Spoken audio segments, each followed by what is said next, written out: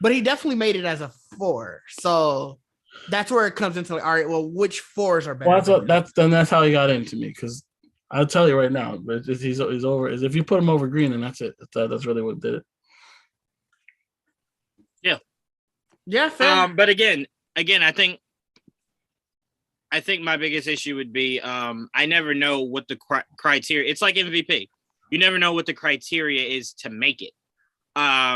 Because I would argue that the numbers are better, sure, but Draymond is way more important to his team than Pascal Siakam is. So that's what I'm saying. That's why it's so hard to rate Draymond every year. But it's like he puts up 5 fucking points, but he puts up almost 10 assists. You know what I mean?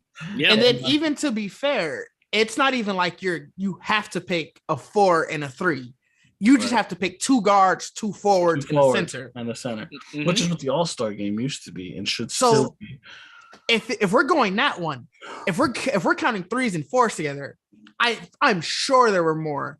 There were 8 or 6 more people. I got the small forwards here too. Are you ready for that list? I mean, I got Tatum, DeRozan, both made it. Butler. He did not make it. I'd probably put Butler over him. But see, look, Butler averaged 21, 5. I was about to say, unfortunately, you're judging regular season Jimmy. Fair. I can't give it to regular season. Fair. Yeah, no. I was definitely a prisoner of the moment there. I'll give you that. Yeah, I want no parts of regular season Jimmy. I mean, no, thank you. Ingram was good. Didn't make the All-Star team. 20. Oh, see, now that's somebody. Sucked. See, to me, again, I don't know what goes into selecting. The players for this. Both teams made the playoffs. Like that's what I was about to say. Like I don't know. Is it the better record? Like that's what it came down to. No, but I'm saying, is that one of the things that goes into? I have no idea. But okay. It just said I don't know. It just says when I looked it up, it just said that 100 media members they choose 2 guards, 2 forwards, and a center for each team. I'm taking Brandon Ingram every day of the week over Pascal Siakam. Every day of the week. Day of the week. Twice on Sundays. I think you're right. Yeah. I mean, like I said, it's nothing against them. Mm-hmm. It's just I do think that other players had a better season.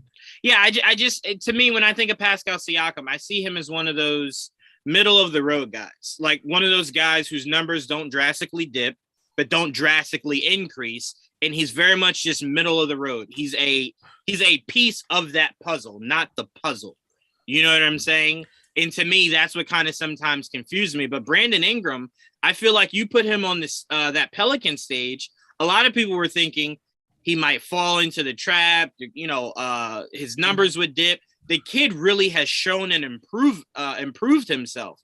And I can even make the argument, if Zion wasn't a lazy piece of crap, that team was Zion away from possibly getting that round that they were in. So to me, I just look at Ingram and I'm like, he's continuously progressing.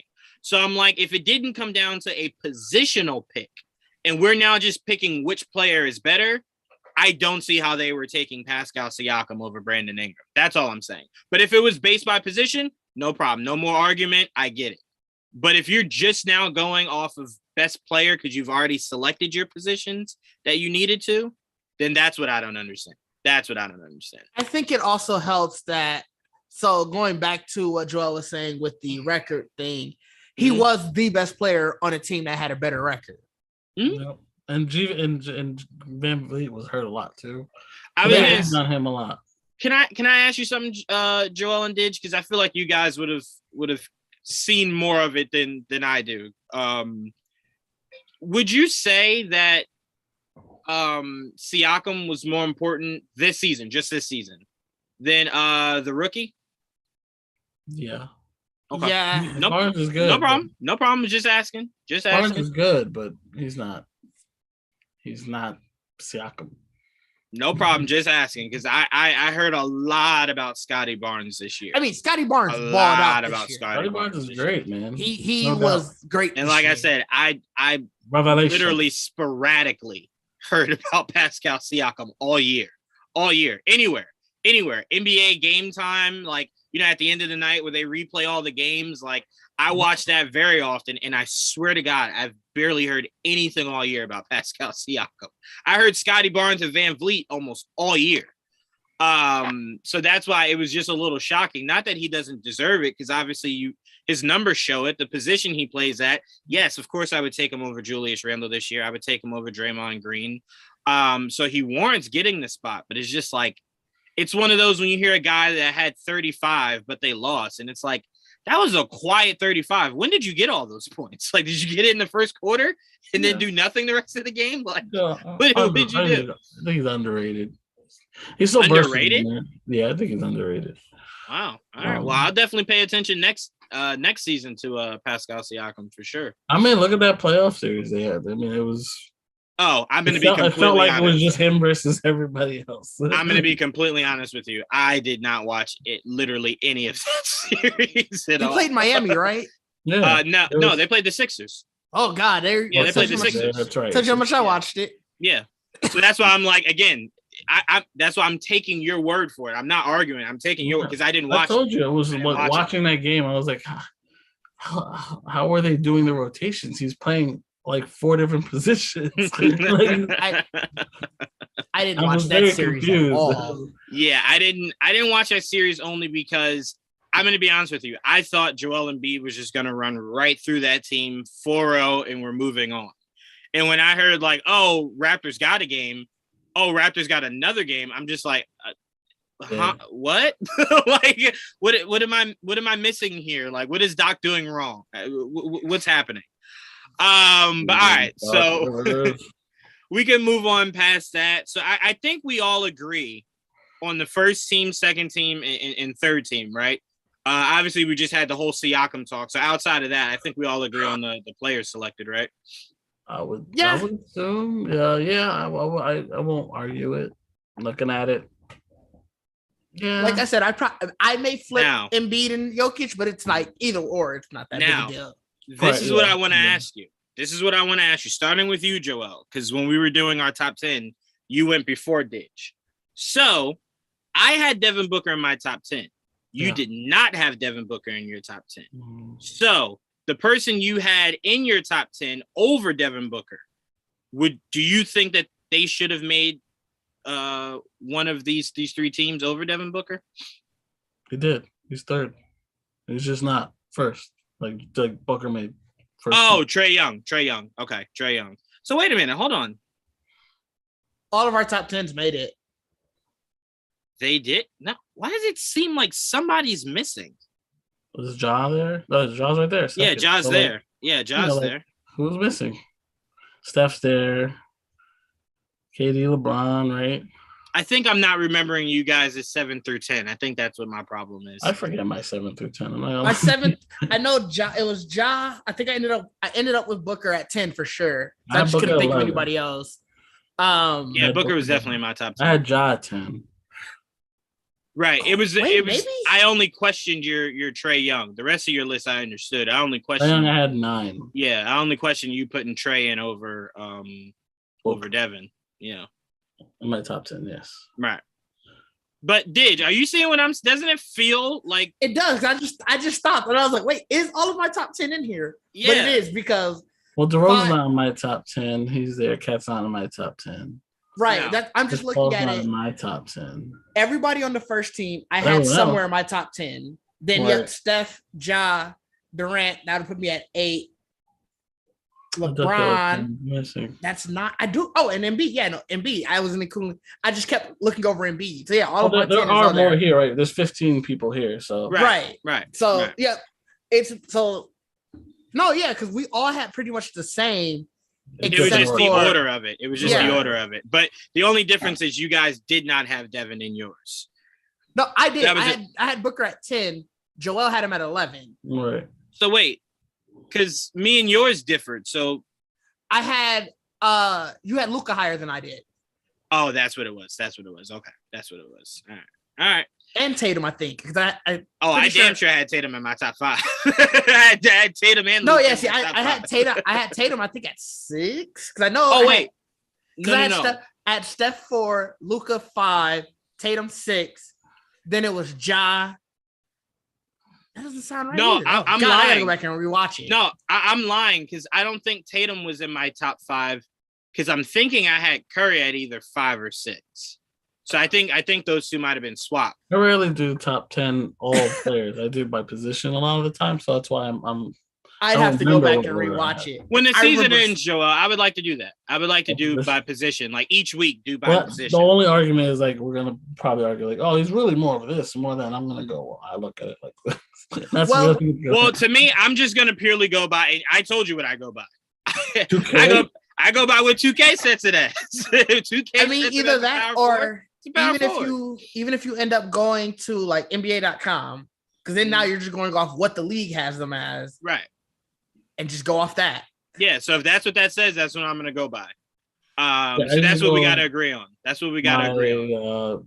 We'd have to go to ESPN probably. The league has just forward, center, guard. Right. ESPN has it. ESPN has it. Which is small forward, power forward.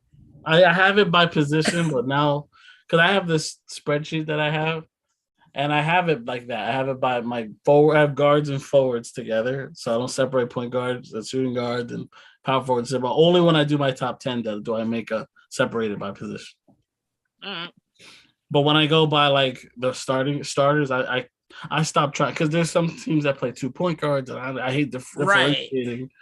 Shout out to Crayon Dude. He said Luka and Tatum are in his top 10. Yeah, I think all of us had Luka and Tatum in our top 10 without a doubt. Yeah, it's hard. It's hard not to put either one of them there. I will say a player that I'm looking forward to next season is Jaylen Brown, because for this team to really achieve what it wants to over the course of the next 5 to 10 years, that guy has to take a massive step forward. Even the last game that they just won where they blew out the Heat, he had a horrible game. Like Jason Tatum had a great game. Jaylen Brown had a horrible game. And it's just like, you can't do that because you have to imagine the East is just going to get better next year. Right. You're not going to get worse. They're only going to get better. You're going to get a whole lot of, like, if you look at Chicago, you have to feel like if you're Chicago, I had too many injuries heading into that series and then during that series. There's some fear in Chicago, apparently, that they may lose Lonzo and LaVine. Lonzo's under contract. How they lose? Yeah, Lonzo's under contract. He's gonna of course, that one's coming. That one's coming from LeVar, so who knows how true that is? Oh yeah, you shouldn't take that with. Obviously, Chicago is so close to me. I have so many friends from there. Like I get a lot of their beat writers that show up on my Twitter too, and the way that they're talking on there, like there's distinct fear of losing, like I said, Lonzo and LaVine. I don't know how true it is. LaVine, I could see going because I could see him wanting a bigger role. Right. And you can't really get that big of a role when DeMar had the season he just had, right? Because it's like, if I'm DeMar, you better not pass it to LaVine with 10 seconds to go. What the fuck? You just gonna ignore what I did for you all last year? So I can see LaVine, but if you're Lonzo, to me, if I'm Chicago, I'm saying you have no leverage. You played very little games for us last year. So I don't understand. What's your problem? I know that one was coming from I think that was mainly coming from LeVar. So who knows how? Yeah, look, if Lonzo wants to go or LeVar wants Lonzo to go, I won't argue that. I'm arguing from a business standpoint. If I'm the Bulls, A, I invested that money in you only a year ago. B, you didn't play a full season for me. So what leverage do you think you have? Like, what are you upset about? You can't be upset about playing time. You weren't playing. You were injured. So it's like, we didn't do anything wrong to you. Man? Yeah, like, come on now. I'm not about to shoulder that. Yeah. No, fair. And if you're Lonzo, there's just no way you could have a sustainable career if you try to pull a James Harden and you're not even close to being the player that he is. You just keep bouncing from team to team, regardless why.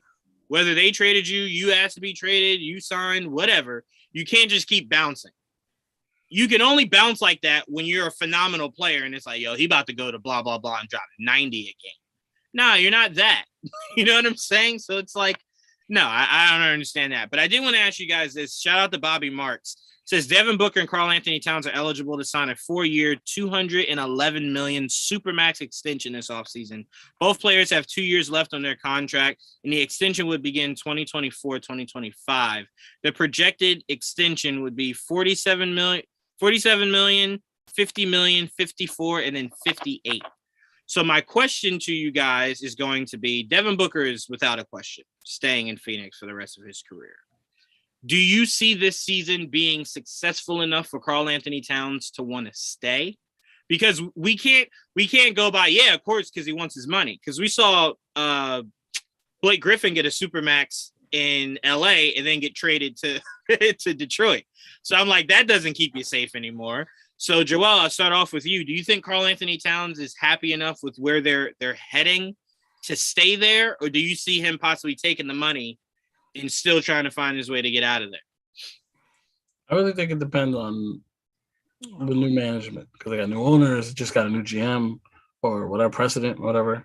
So there's a lot of new coming on over there. And they have a nice young team. So it really depends on how much he likes playing with those young guys, how much he enjoys the coach that's there right now, and how much he believes in management. If that's the case, then maybe he'll be fine just staying in Minnesota the rest of his career. But I mean, he's not getting any younger, and there are other teams that he might want to dabble in if he feels like it. He's still the man there for now, but he's gonna have Anthony Edwards on his back, So it's like, does he want to play like that, or he's gonna probably might lose the man's title in Minnesota, or then just like give in and say fuck it, we'll try to do it together, or does he like I want to be the man somewhere else and my own team type shit? Depends. There's a lot of questions. I look at Karl Anthony Towns, and he's also another question mark for me, because I look at Anthony Edwards, and again, this is very early, but I look at Anthony Edwards and I look at a guy who's very much ready to own a franchise and carry them wherever they need to go. And I look at Karl Anthony Towns and I look at him as being very inconsistent when needed. Because I saw Anthony Edwards towards the end of the season, the play-in, and then the playoffs, drop a couple 30 points, drop a couple 40 points. Like, that man was putting up numbers. And then I recall Karl Anthony Towns getting fouled out in the play-in game and having a very horrible game that Anthony Edwards had to then carry him into the playoffs for. So I'm looking at it and I'm like, if I'm the Timberwolves, I'm saying, if Karl Anthony Towns wants to go, I'm 1,000% shipping him for pieces to build around Anthony and just give that boy the keys. Just give him the keys. And again, it's early. So I'm not saying it like Anthony Edwards is far better than Karl Anthony Towns. It's too early. But again, your first year in the playoffs and you're dropping 30, 43, 45, like, if that's a sign of what's to come, just give the keys to the kid. There's no need to wait. No need to, let's see another year. No. Give it to him. Let him do what he needs to do. Didge, I pass it to you. Do you see it the same way Joel does? I was looking at seeing how well can this team, like, how much can they stay together? Mm-hmm. They don't have a lot of moving parts next year, to be fair. I think they have 3 free agents and a couple team option pickups where it is rumored that D'Angelo Russell could be the odd man out of that big 3. And so he's the big cap number that he's still under contract, but they could probably move him. Mm-hmm. I mean, you got to say the Timberwolves definitely overachieved from what we thought they were going to be beginning of the year. 100%. So I think it's worth giving it one more year. I mean, if you're Karl Anthony Towns, give it the next year. You see what this team can do with a little bit more time together. You have some playoff experience. Now you guys have been able to gel together, and just really seeing what other pieces you can pick up in the offseason. Like you said, Russell might be the odd man out. Mm-hmm. I'm sure you're talking about trading Karl Anthony Towns for pieces to build around Anthony Edwards. You can damn near do the same with D'Angelo Russell to get pieces for both of them. True. On a smaller degree, but definitely, for sure. Karl Anthony Towns gets you way more of a haul than D'Angelo Russell does, but D'Angelo Russell gets you more than most. I tell you that. Definitely gets you more than most. And he gets you more than most. We're also assuming that it has to be strictly a trade. It can be shipping him out just to have more cap space. They're already going to get like, it looks like 20 mil and payroll less. That's another 31 mil off the books if they could just unload it. Mm-hmm. So you can, I don't know. I haven't looked to really see who's the big free agent names this year other than potentially Levine. Levine would be the biggest name because a lot of these guys that are the possible biggest names, are probably gonna lock up themselves in their respective teams. So you look at James Harden and you go, well, James Harden would be the bigger name than LaVine, but we all believe he'll stay in Philly. Right. So I'm like, well, once he resigns, it's literally LaVine now. Right. I'm like, it's LaVine now. So I mean, look, it's just one of those things to where it's like, I don't disagree with you. If you're Cat, you just we overachieve. Let's do this for a year. Let's run it back. Let's see what we can do. But all I'm saying is if you're Cat, you're a big man. Them knees ain't built for it to last long. So I'm like, you're talking about really good years that you're just testing. You know what I'm saying? But I mean, if you can unload a D'Angelo Russell and potentially pick up a Bradley Beal. Oh, ooh, he's a player option. He's a player option, so he's potentially and I don't see him resigning. No, I'm saying I don't know how that works. We just said that just came out that he might resign. Did it? Oh, I didn't see that. Yeah, he's always been loyal to the soil, so I could definitely see him. That loyalty is gonna kill him. He needs to look. You know what? I look at Bradley Beal, and I swear to you, Bradley Beal screams to me one of those guys that just loves playing basketball. Win, lose, draw, he just loves playing basketball. He doesn't care. You know what I'm saying? Because I'm like, Bradley Beal years ago could have been out of there. He could have joined LeBron, could have joined Durant, could have joined Golden State, could have done anything just to hurry up and get a ring. Let me just go right here real quick, get a few rings, bounce. Like he could have done that. He didn't. Washington should trade him for his own good at this point. But to me, I feel like if I'm Washington, Kristaps Porzingis is not selling my tickets, and neither is Kyle Kuzma. So it's like, unless I can get LaVine, or something, no, I need something that brings butts and seats. And hell, Joel, we watched games together when the Knicks played the Wizards that we thought DC looks a little empty up in that mug. And that's with Bradley Beal. So with no Bradley Beal, I have to imagine fans like, hell no, I'm not going to go see Kyle Kuzma drop 15.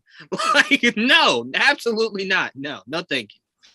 But like even I was gonna say, even outside of that, like not even having to just pick up the super big names, like you can get a Jalen Brunson, who we've seen him this playoffs, do great. And I'm pretty sure he's not even an option. I think his is unrestricted. Yeah, he's unrestricted. Like I was looking at just now some of the free agents who are going to be out there.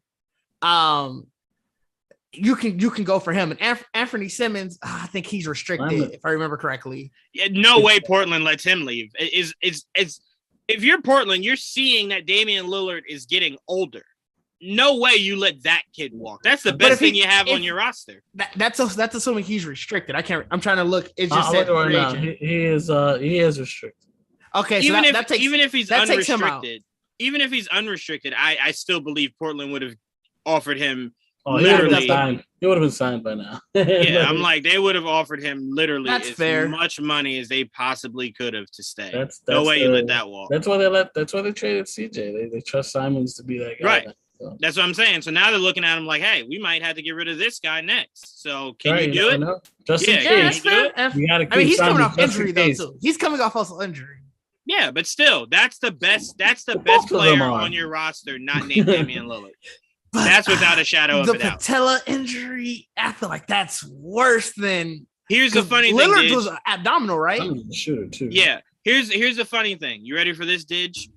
You could tell me that he's coming back with no legs, and I would tell you he's still the best player not named Damian Lillard on that roster. That team is. Oh yeah, I don't know much else about. I don't know much else about that roster. To be honest, I feel like they gutted their roster this year. They 100% did. That's what I'm saying. You don't let that kid walk. That's your best player not named after Damian Simons Lillard. Is Josh Hart. After Josh Hart, what do you have? I thought Josh Hart already had left. I forgot they still had him. Yeah, that's what they got. I thought he had left like not too long after that. No. All right, so I want to talk some rumors and fan theories when it comes to. We usually always do it in the geek realm. I want to do it in the basketball realm. All right. Excuse me. So the first thing I want to start off with is obviously, Joel, me and you are more familiar with this than Didge, who's living up in the clouds because his team won a championship last year. Am I in the clouds? Like I don't know about that. Because your team's like really good. You know what I'm saying? All so right. You're in the heavens. You're still with how successful your team is.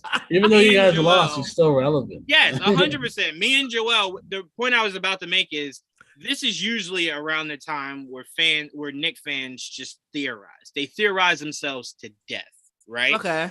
Right. This is where they think, oh, LeBron was at this New York restaurant. Is he coming here? Like, this is where Knick fans usually just. Oh yeah, we just talked about a situation like that. Right. So one of the Knick pages put together a trade that I thought was stunning, to say the least. Oh, let me see this trade. So they're saying they want to send Kemba, Alec Burks, Nerlens, a 2024 first round, a 2022 first round, our number 11, and a 2023 first round for Dallas for Shai Gilgeous-Alexander. And my very first thoughts were, what? Like, huh? Wait, repeat that. What? So there's no way I heard that correctly. 3 first rounders, one of them being this year's 11. Yeah. Right. Dallas is next year, right? Kemba Walker, Alec Burks, and Nerlens for Shai Gilgeous-Alexander. That's just to make the money work. Yes, just to make the money work. They're gonna want a young guy. 100%. Emmanuel quickly, 1,000% will be in that trade package. 1,000%. They're giving up a guard, like a true point guard. Sure. Well, not a true point guard, but a point guard. They're gonna want another point guard caliber guy back, and they just had Kemba Walker. So if you're OKC, you're like, I'm trading for him just to cut him. So like, I need an actual replacement, which would be Emmanuel quickly. So I look at this and I go, I know Knick fans have been very high on Shai Gilgeous-Alexander. I don't disagree. Lot to give up. For Shai Gilgeous-Alexander, here's the thing: if I have to give that up for Shai Gilgeous-Alexander, that means that Utah is asking to own Madison Square Garden. Is essentially what you're telling me. Because if that's all it takes to get Shai, what do we think we have to give up to get Donovan Mitchell? Or Zion, nonetheless. It's going to be called the Utah Jazz Knicks, Square Garden. Yes. The Utah Jazz Square Garden. It's going to be tonight. It's going to be tonight. The Utah Jazz plays the Utah Knicks. And it's like, wait, what happened? We had to sell the rights of the team. To be fair, Shai, he was great this year. Right. But OKC didn't really have anybody else. And we've seen it time and time again. A player who goes crazy for a year because they play with no one else. And it's like, somebody has to star. And then when they get to somewhere else where it's like, okay, now they don't have basically the same usage. Can they do that again? Well, I mean, remember that year? Go ahead. Finish. I was going to say, what was it? Well, he was CP3 was still there in 2019, right? Mm-hmm. Where he took him to the playoffs. Yeah. Mm-hmm.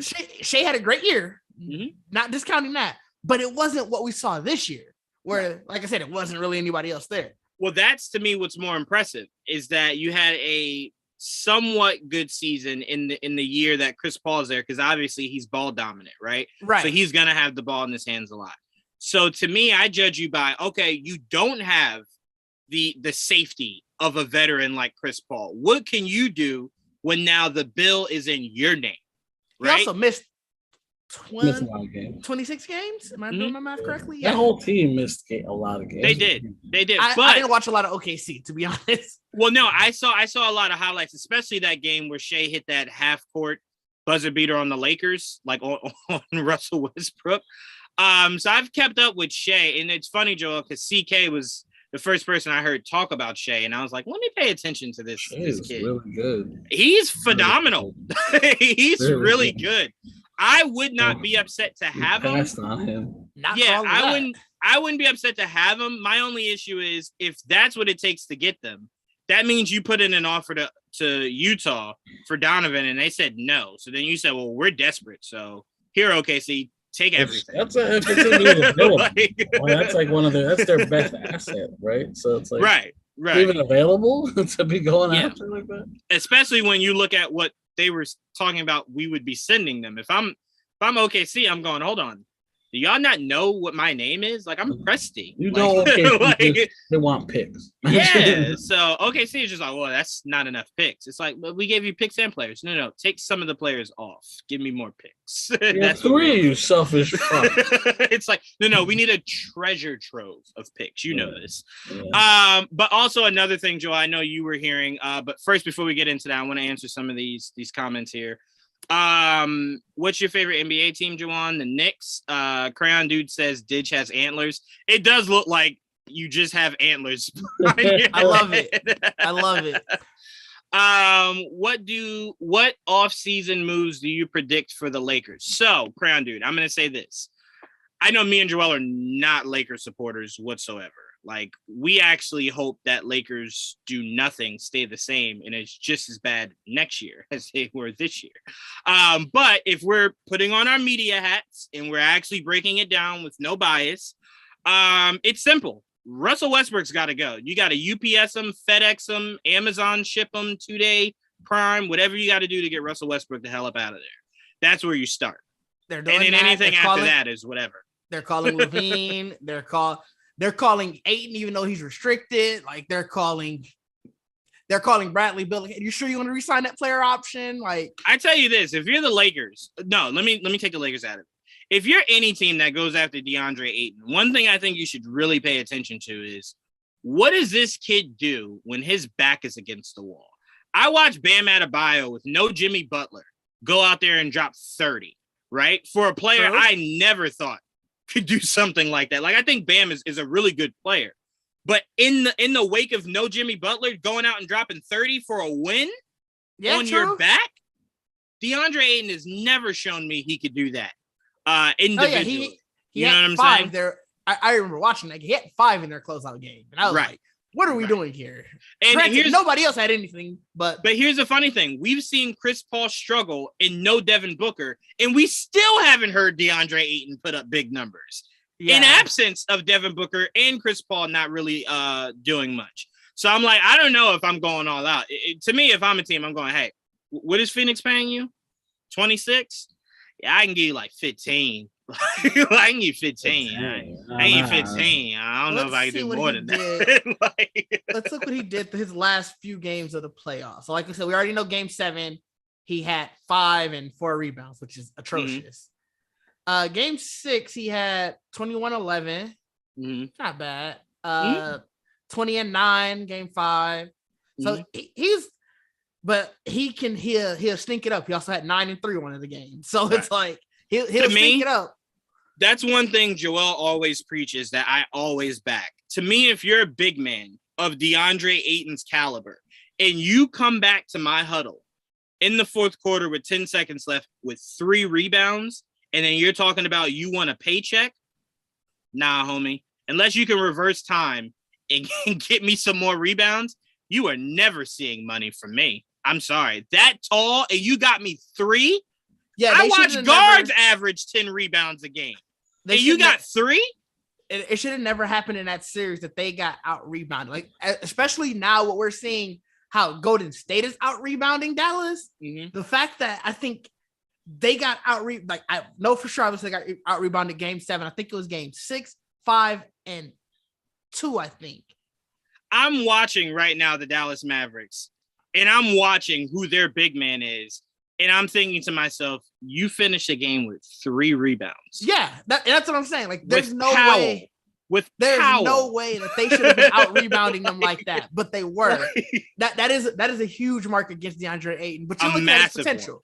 You're looking at his potential, I guess, essentially. Sorry, potentially, I ain't paying you a goddamn thing. That's what I'm going with. But realistically, to answer your question, Crayon Dude, what would be smart for the Lakers? Go hire Mark Jackson, get rid of Russell Westbrook. Go look at somebody like Colin Sexton, something more realistic. He'll probably something that's called. Yeah, they're calling Levine. You know they are. I believe they will, but to me, I kind of feel like if you're Zach LaVine, do you want to go there knowing LeBron's getting older, could miss time? Anthony Davis has adapted the nickname Street Clothes, so now you're being looked at. What did you say, Didge? LA is the most pressure in the NBA, right? It is. So now you're being looked. No, I didn't mean that sarcastically. No, it is. I mean, so now you're being looked at as like, there's no LeBron, there's no AD. If you're Levine, do you feel secure enough to carry the Lakers on your back? Because there won't be a 4th player to help you when there's no LeBron, no AD. Isn't that his big thing? He wanted to be the man. That was why he left Minnesota at least. That was why he left Minnesota at least. So we'll see. Didn't he get traded? He got traded, right? But that was his. I think that was they sort of knew that he wasn't coming back. Right. But all I'm saying is no arguments for me. To me, if that's what you want, you got to go show it. And to me, when you want it, I can't give you an off night. No off nights. No.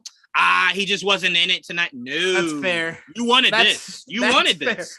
And this is the largest stage you could possibly ask for. And you stink it up? Nah, no passes. Sorry. No passes. So if that's what he wants, cool. But to me, if I'm the Lakers, I want to go after realistic contracts. I want a Colin Sexton that plays really good defense. One of the things we were missing. It's not. But to me, as long as you have Anthony Davis and LeBron, you could make everything else around you work. That's right? why, it's just. No, I get it. Listen, I get what you're saying, but we also have to realize who we're talking about. That's why we have the Russell Westbrook situation, because the Lakers aren't the team that goes for I'm just going for the realistic contract. The Lakers are the team that I want to make the biggest splash at all times. You know, they are that team. You are absolutely correct. But I think if you bring in Mark Jackson definitely built up Golden State by being very realistic. And to me, you can still appease Laker fans because you have LeBron and AD. So I would understand if a coach came into the Lakers and there was nobody. Then it's like, oh, yeah, of course they're going to load up with stars. That's the Lakers. But you already have your two marquee stars. So now it becomes, what's the best possible roster to surround those guys with, right? Because think about the year they won the championship. It was literally LeBron and AD or bust, right? You had ancillary pieces surrounding them. So to me, it's kind of just like put pieces that make the most sense around LeBron and AD, and then you'll be fine. You'll be 100% fine. The biggest issue this year was Russ stuck out like a sore thumb. That's the biggest issue. It was just like, well, Russ is dribbling a lot, and he just turned it over. Russ is dribbling again, and he just turned over. Russ just shot a 3, and he is 25% for the season. I don't know why he shot that 3. You know what I'm saying? So that was one of their biggest problems. And then, of course, street clothes and then LeBron getting injured. So fair. But to me, realistically, the first thing you do if you're the Lakers, you go get Mark Jackson. That's it. No, the first thing you do is get rid of Russ. Get rid of Russell Westbrook. Yes. Sorry. Get rid of Russ, then get Mark Jackson. Honestly, Joel. To be fair, I guess they can happen in either order, but yeah, those need to be one and two. To answer your question, Joel, I'm calling whatever team like can get me.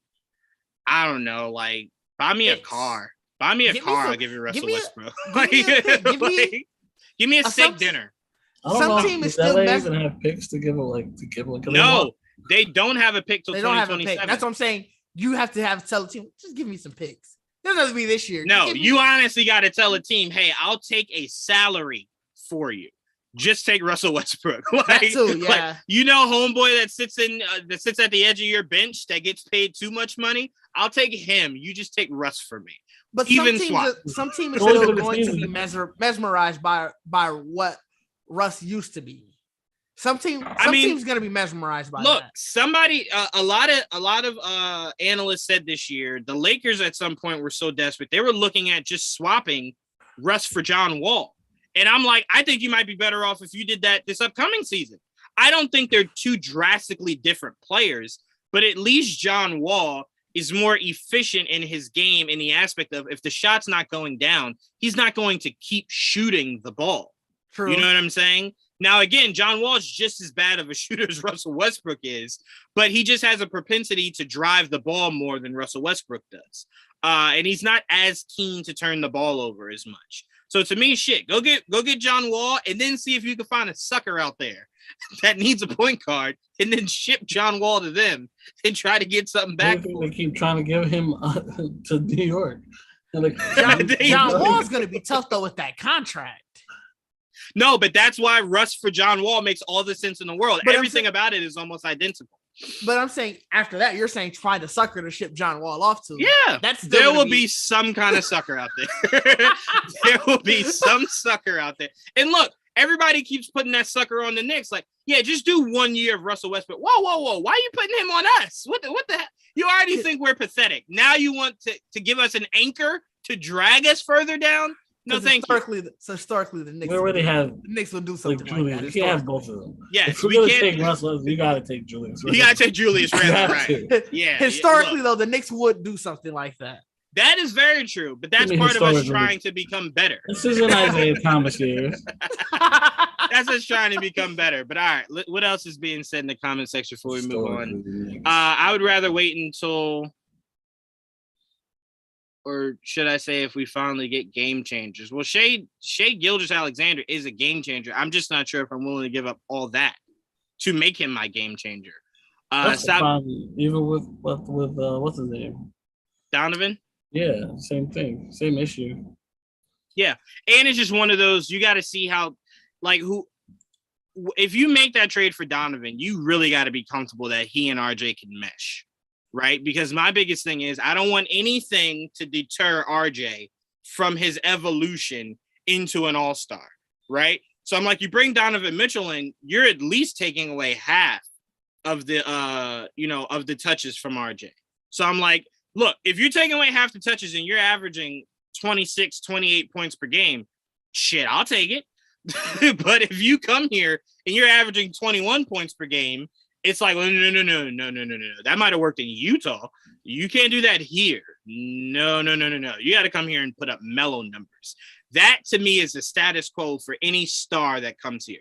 Come here and put up mellow numbers. That's all I ask. Put up mellow numbers. That's all I'm asking. Nothing crazy. Just come put up mellow numbers. What are mellow numbers? Mellow numbers for me is 24 and up. 24 and up. I think you can do that. Yeah, that's all I'm saying. That's all I'm saying. 26 right now. Yeah, no. I don't think that he couldn't do it. I'm saying when you come here, that's what I expect you to continue to do. Well, as an all-star, you should be averaging like 24 and up. You goddamn right. But you know the New York curse. Everybody comes here and then it's just like it's Space Jam. They lose their talent when they come here. And it's just like, I don't understand. Like literally yesterday, like yesterday, you got 30 per game. Why are you at 15 this year? Like what happened? What did you do? Let's see what else is being said. I like Adebayo. I got a lot of respect for him playing in the Olympics. I don't think he's a bad player. I'm just saying, I don't think anyone expected Bam to be the reason the Heat won in the absence of Jimmy Butler. I think that's what I'm saying was more shocking. Maybe try to build through the draft and within. It's been done before, but New York is a win now market. So who knows? See, that's actually, I believe, not true. I believe if we had any other head coach but Tom Thibodeau, that's exactly what the Knicks would be trying to do, is build through the draft. Tibbs does not believe in youth. Tibbs believes in, I want proven, and then the proven, I'm going to run you into the ground. And then that's it. That's it. So any other head coach. Any other head coach, I believe, would build through the draft. It brings back memories to hear Tibbs slander. Because look, I look at it like this. You look at Grimes, you look at McBride, you look at Sims, right? You look at those guys and you go, well, that looks like a nice, good core right there, right? I would tell you it took extenuating circumstances for Grimes to get the minutes he got. It then took you essentially throwing Kemba Walker in the garbage can for McBride to get the limited minutes he got. It took Nerlens Noel literally just taking a vacation this year for Sims to get the minutes he got. Do you kind of hear the narrative here that it took the veterans literally not being able to play for the youth to get in there? Telling down to see Obi more than 10 minutes. Right, exactly. So what I'm saying is the Knicks drafted as if they're willing to build through the draft. And then Tibbs said, yeah, that was their decision. My decision as coach is to play Julius 90 minutes a game, RJ 96 minutes a game. It's just like, but you have other players you could rotate. No, sir. No. Grimes comes in, hits 4 threes. Guess what the very next thing Tibbs does is, Evan, come here. Come in. It's just, Tibbs, what are you doing? Like, I don't understand. So to me, it feels like the franchise built this roster to be built up through the draft. And then Tibbs just said, posh. I want to go. I got veterans that work. Where are they? Yeah. He's like, I didn't ask for this. What is this? So to me, I feel as though, and that's why I told Joel, I would have loved to have had somebody like Frank Vogel. Vogel I always look back at, and I'm like, I love what Frank Vogel did in Indiana. And I believe RJ could be his Paul George. I believe Obi could give a lot more than what David West did in his time there. If we keep Mitchell Robinson, which we'll get to in a second, he could definitely do a lot more than what Roy Hibbert did. Roy Hibbert was an all-star. I want us to remember that. Roy Hibbert was an all-star and then disappeared. Had a good 3-year run. Yeah, whatever. He had a good 3-year stretch, and Was then it like 3 years? the typical dinosaur he it wasn't very long. disappeared. After Indiana, he kind of disappeared. No, you know what it was, Didge? Because I remember this exactly. He blocked Melo at the rim, and then lost to Miami, and then disappeared. He conjured all his talent in blocking Melo at the rim, and then disappeared. That was it. He used his life force. I can't even say he had a pretty long career. He had 8 seasons? That's long for you. LeBron's on year 29. But for I feel like for the average, had a nice 8 years. For the average NBA player, I think like for the ones, you get the ones who go below the radar. That's 8 years. Okay, fair. I'll give you that. How many of those years was he good? That's the question. Well, none of these numbers are great. He had 2. So there's that. None of these numbers are great. He was definitely more of a Draymond style player. So it was hard to pick out. So we're gonna go based off of his All-Star games. He made the 2 All-Star games. Made 2 All-Star games. So 2 years. Yeah. Crazy. Wait, was one in Charlotte, one in Indiana, or both in Indiana? No, both in Indiana. Okay. They were within like 2 years. He was ass after 2015. Yep, that's what I was going to cut off. I wanted to see if he made any all-defensive teams. In Indiana, probably. He had to. He was at his best in it. It's like what's his name? Bogut. He made Bogut, one second team all-defensive team. So yeah. And Bynum is what I'm thinking about. Oh, Bynum, yeah. 2015. Well, look, at least I can say this. Bynum was the difference in the Lakers winning and losing a finals back to back. Yeah. The 1 year with no Bynum. Fucking Kobe and Powell, but yes. Oh no, of course. But I'm saying the year before with those guys, but minus Bynum, they lost to Celtics. The very next year with Bynum, nothing else drastically changed. They won. They did bring in Bynum at one point was one of the best centers in the league. 100. Do you remember that Christmas game where he was giving it to Shaq? He was decent. I wouldn't say one of the best centers in the league. He was up there. I would definitely argue that. I would definitely argue that. I don't know if I would argue. I don't know if I'd agree. I would argue that. You got to remember back then there wasn't as many good centers. What years are we talking? So are we talking that 09-2010 year? Like those? I'm talking about from the year after he was drafted to when the Lakers won that won that rematch against the Celtics. So that was the first one. They won 2 in a row. Yes, because they beat Orlando and then beat the Celtics again. Yeah, so 2010 was the second one. That's right. Right. So, so you're saying from that 06 to 2010 season? Because here's the thing, Didge. Here's the thing. A lot of centers around. Yeah. Here's what you also have to judge it by. Andrew Bynum was good enough to hoodwink the Sixers into a contract. A really good contract. One he never played for. He never played for the Sixers. That one doesn't count. But that was... They were willing to pay him if he did play. So, yes, it does count. They viewed him as one of the best centers. What year was that? He was traded, right? He was traded, right? No, because he went from L.A. to Cleveland. Did he go from – he went to L.A. to Cleveland. Wasn't it like a 4-way trade or some shit? Yeah, I thought it was that's how Dwight Howard got to L.A. I remember that. It was a big-ass fucking – a lot of movement. I was like, God damn. To be fair, though, Didge, in this timeline you're talking, there was only one pure, like, all-time great center at that time, and it was clearly Dwight Howard. Oh, yeah. I'm looking. That's why they got rid of the center position at the All-Star game because of that fucking era. I'm like, that's now that I'm looking at terrible. I'm gonna have stupid. To, that's the stupidest decision ever, and that's because of that era. And you know who you could blame that on, Joel? You know who you could blame that on? There's 2 players you get 100% blame that on: Pau Gasol and Dirk. Those 2 players is what made all those European guys go, "Oh, I don't want to back down either." Like then you look at your Kevin Loves, your Garnetts, guys that can back down, but they're shooting. You're like, well, shit, I don't want to back down for 30 minutes. You know? Yeah, no, 100%. After Yao, because that would have been 08-09. That's when then it was, your centers were looking at like it was shaky. Andrew Bogut or Amari Stoudemire. I would call him a 4, really. And Amari was a center by, because, it's fucking, you know who it is. Yeah. And then Al Horford. Yeah. Tyson Chandler. Yeah. Damn. It's rocky there. It's a rough time for centers. Crayon Dude says, agreed. I like them hiring Mark Jackson. Trade Russell. Thanks for answering my question. I would have preferred they keep Frank Vogel as a coach, in my opinion. I don't think the coach really honestly matters. If you get rid of Russell Westbrook, anybody could have been fine to coach the Lakers. He was for sure just a scapegoat. Yeah, for sure. Joel, take the Yankees off the plaque behind you and add the Mets, and it'll be a perfect one. Who said that? My dad. Oh no, I'm sorry. All right, so let's move on to our Mitchell Robinson talk. Joel, I know you saw this. You saw the so-called Knicks know-it-all saying that Mitchell Robinson will not be coming back this upcoming season.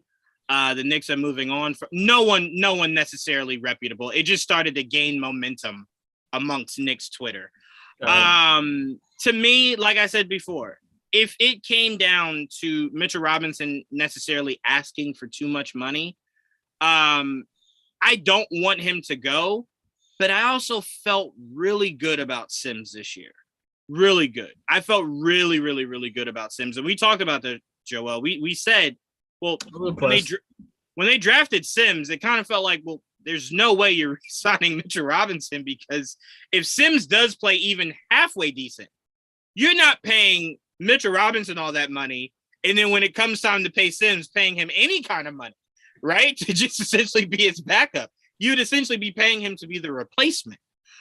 So for me, I kind of feel like the Knicks prepared themselves for the possibility that maybe Mitchell Robinson wouldn't come back. So I wanted to ask you, Joel, just the feeling you got this year, ignoring whatever Knicks Twitter is saying, the feeling you got this year, do you feel like Mitchell Robinson is happy and wants to stay, or did it kind of seem like at moments that maybe it wasn't all too clear whether or not he wanted to still be? It was definitely moments where it wasn't too clear.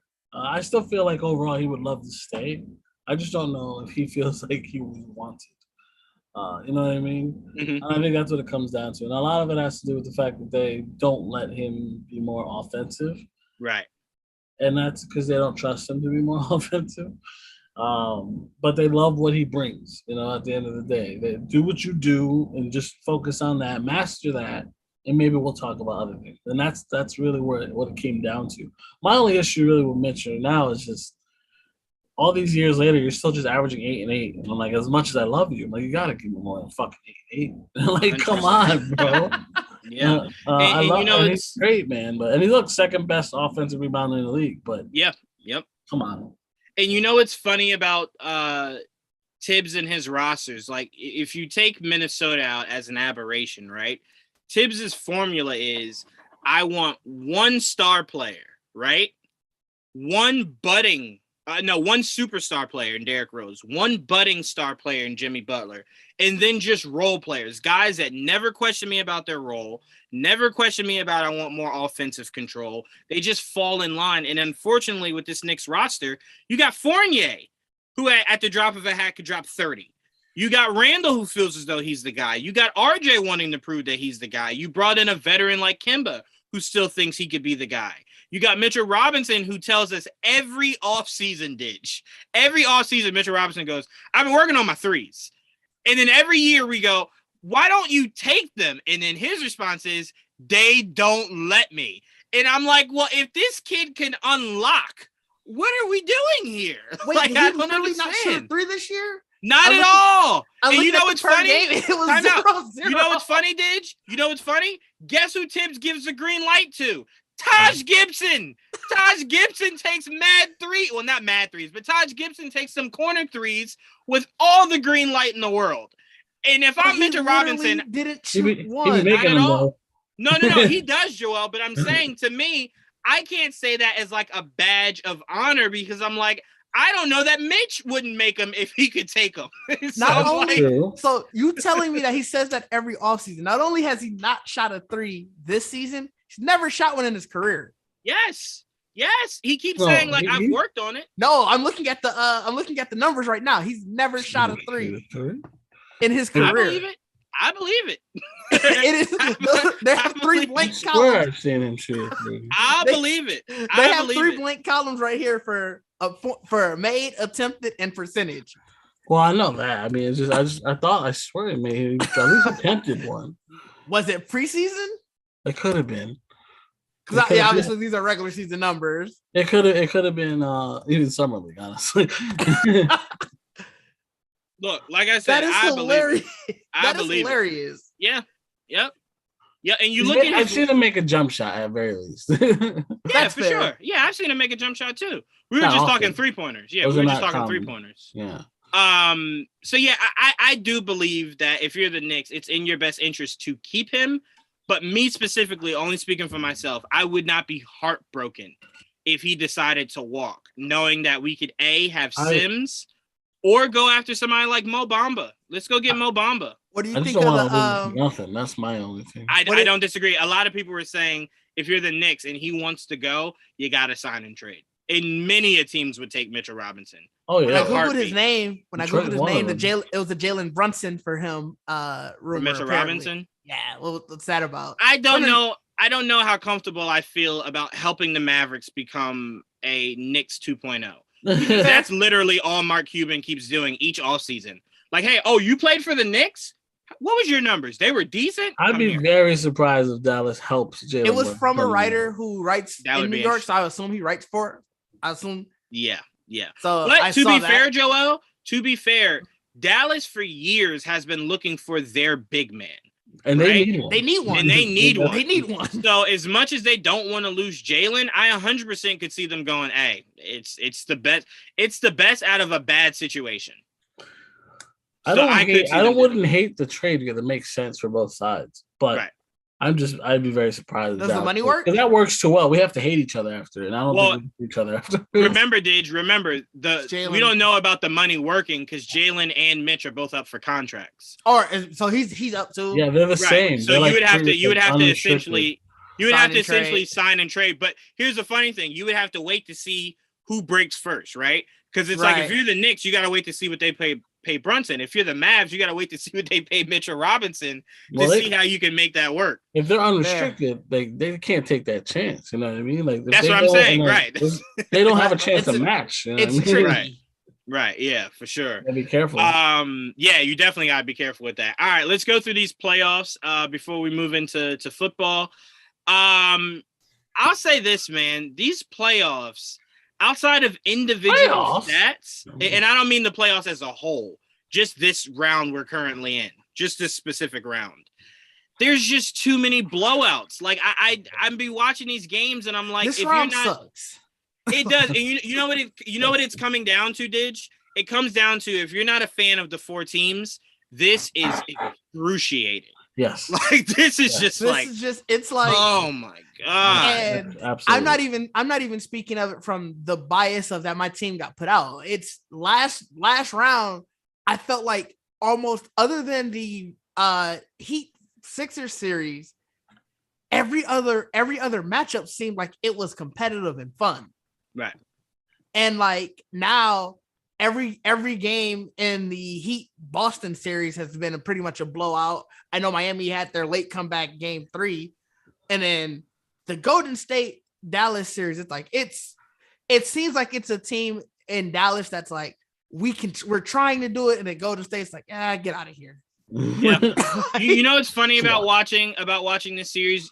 You ever remember hearing the old stories about like how the Bulls would be losing in the first half, and then somebody would be like, all right, turn it on. Yeah. And then in the second half, they just obliterate you. That's what it seems like Golden State's doing this whole series. They're just like, all right, yo, let's let them think that Luke is coming, right? And then it's just like, Steph, go remind them who you are. Draymond, go remind them who you are. That's exactly what it feels like. Even not even just outside of them. Like Poole had, I know he didn't have such a great game last game, but like the first 2 games, he was coming. You know what's so important about Jordan Poole? If you're Jordan Poole, you're not looked at to have consistent good games. But guess what Jordan Poole did? He had that goodbye kiss shot when they needed it. He hit that shot, blew the kiss. That was the backbreaker. That was the backbreaker right there. So if you're Jordan Poole, that's why I said if I'm Jordan Poole, if realistically I'm signing a team-friendly deal. And the reason I'm doing that is I believe Steph and Clay can play healthy. And Draymond could play for another 3 to 4 years, right? So I'm like, if they can play for another 3 or 4 years, You have Wiseman coming. Right, you got Wiseman coming back. We have no idea what the ceiling for him is. If I'm Poole, I'm like, yo, the lineup of Curry, Clay, Poole, Draymond, and Wiseman, scary. Bruh, like there is no limit to how many rings we could win in the course of 5 years. This year, in this series, Wiggins remembered, like, I was a top pick. He remembered who he was. Mm-hmm. And here's the thing: crazy. If Wiggins walks, right? If Wiggins walks or Wiggins wants out, which is very possible, right? Guess what? If you're the Warriors, guess why you're not worried? Kuminga could come in and do the same exact shit Wiggins is doing. So it's like true. They've set themselves up to where it's just like they have that space to get better, crazy. Or at least maintain what they have. It was crazy. It was literally that year that they were just horrible and everybody completely forgot who they were. They saved their ass. And it was like everybody just forgot who they were, and they're like, "Oh, this is perfect. I'm just gonna attach this piece. I'm gonna bring it." It was literally. It felt like, and you know what happened? Like that was getting the gauntlet again. They rebuilt. He was just putting it back in. You know what happened? Is Klay Thompson was working hard in the offseason to get healthy. Forgot about Dre was playing in the background, just like the instrumental. Doom. Like, yeah, y'all forgot about me, right? like, okay, that's why I love seeing Klay in Game 6 where he was putting up the 6. Like, y'all forgot, right? I'm Mr. Game 6. Y'all forgot that, huh? Look, again, none of us are interested in seeing Golden State win any more championships in the upcoming decade. Honestly, but this year I want to see them winning. Oh yeah, me too. Because Milwaukee's out, so it's like, all right, I want to see them win. I don't care about any of the other teams. You know what? I'm not a fan of Boston. I give you that. If Miami goes. If Miami goes, I'm 100% with you. If Celtics go, I can't do that to Jason Tatum. I would much rather see Jason Tatum. I can. 16 championships. Fuck Boston. I love Jason Tatum too much. Sorry. I would 100% root for Jason Tatum. I would. I really would. The way that series is going, I don't see anybody coming out of the East winning it. They're going to beat up each other. Who? Wait, say it again? The way the East is going, they're going to beat up each other by the time 100%. Right. For sure. Wait, what were you saying, Joel? So I think I would have lost you years ago if it wasn't for the fact that I was in your life. Probably would have been Celtics. You would have became a Celtics fan? I'm pretty sure. No. My fandom for Jason Tatum isn't that high. If that was the case, there was a year where the Celtics were hot, the Red Sox were hot, the Patriots were hot. I would have just fell right into that mold back then. I'm surprised you didn't. Honestly. I didn't. No, I didn't. I stuck with the Mets. I stuck with the Knicks. Like I said, the best thing the Knicks did was that around the time I came here to live with my dad, Melo. It was around the time Melo was being traded to the Knicks. Melo was my favorite player. So I'm like, well, and then at that point, I just stuck there. And then it was just like, that's when I stopped being a Melo fan. I'm not. We went over this before. We will not go over this again, Didge. We will not hear the Knicks slander. It had nothing about that. It was just, I was like, I'm okay now. It was just literally, Melo used to be my favorite player. Obviously the Bucks was always my favorite team, but I was like, you know what? I'd like to see them. Then he went to the Knicks, and I was like, I really don't care now. Wait, my dad's no. It was like in New York. My dad's saying, then you aren't a Knicks fan, Jason Tatum. Give me a break. I'm rooting for Jason Tatum. That's literally what I said. I get it. It doesn't make me. It's not like the Celtics are playing the Knicks and I'm rooting for Jason Tatum. Like then that would be like that's weird. It's Boston. Yeah, I was gonna say, I get you. It's Boston. I get you, but time out. How like weird would that be for me to acquiesce to that, knowing that I'm a Patriots fan? That's why it hurts. So that's why I'm like, I can't even fully go there because then it wouldn't even make sense. Like you're a Patriots fan, but now you draw the line at the Celtics. Like no, unless the Celtics. You are saw playing my the tweets. Knicks. No, I tweeted out for Boston multiple times. But you then did. You tweet out. You put the follow up. Except in football, you guys are cool. You know what's funny though? The biggest misconception is Foxborough is actually right outside of Boston. It's not in Boston. It's right outside. That's still fucking New England. But it's still it was New close England, enough. Yes. Enough people don't realize that I would have just left Boston, I would have got all my annoying friends. But you're a Patriots fan. 100%. 100%. Yeah. 100%. It's just like anytime a Bills fan says, "No, I'm a fan of New York." You're like, well, what's your team? The Bills? They're not New York. And it's like, no, they are. It's like, no, they're Canada. Like you don't count. You're not part of us. You're Canada. No one cares about you. But yeah, so I think we all can agree that these playoffs right now, this round has been very underwhelming. He replied with don't care. I love it. Wait, what? He replied with don't care. They called you a traitor. And stay all Boston. All right, cool. Bet. Shit. All right, cool. Hey, look, this is the perfect time for you to push me out. Boston with a chance to go to the finals. Shit. Okay. Oh, you ain't hurting me none. Sure. Great. All right. Keep it up. I'll become a Golden State fan. I'll ride that shit all the way out. Cross country. Yeah, don't threaten me with a good time. Well, fine. Go be with the winners. Okay. All right. Shit. All right. Cool. I'm not going to do it, but I'm like, well, don't threaten me with a good time. Not a real fan if someone were to do that. Hey, don't threaten me. Like that one guy that sold his fandom. Like, you're a fucking sellout. Nah, it depends. You give me a good enough number. You give me a good enough number, I'll show up next week with a Durant jersey. So, how much we talking when you talk about selling your fandom? It's good enough. I'll be right here just wearing a jersey. Nobody has to know my true feelings. I show up with a jersey all day. 100%. Yeah, I'm Durant, man. Durant. Right. You won't see me at every game. You see me when I'm in public. You see us. What fan has that kind of money that wants to buy my fandom? Yeah, come on, buy it. Then right when I'm back at home, it's they suck. Fuck them. Yeah, man. Yeah, I'm ripping it off. Yeah, right. 100%. Don't come back. Look, you keep threatening me with a good time. You ain't saying nothing but a word. You ain't saying nothing but a word. Nothing but a word.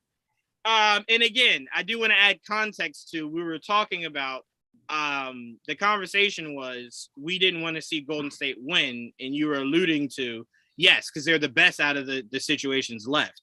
I was only picking out of the situations left. Ideally, I'm not rooting for anybody that's left in these NBA playoffs. I mean, it sucks to have either the Warriors or Boston in the finals. Right, that's what I'm saying. So I'm like, if it came down to it, Golden State has won more recently.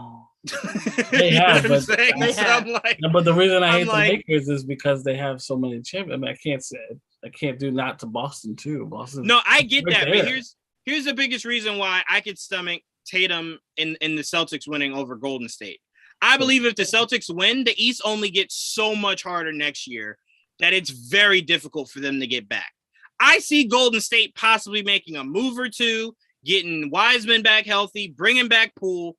Who knows? They could be right back in the same situation. That's still going to happen, though. So I don't want Boston no to way win. I want that. I don't want Boston to win because if we couldn't win in the East, nobody else in the East needs to win. Hey, amen to that. Amen to that. I usually never cheer for the West, but Celtics, I can't see the Celtics. I do that as soon as my team is out.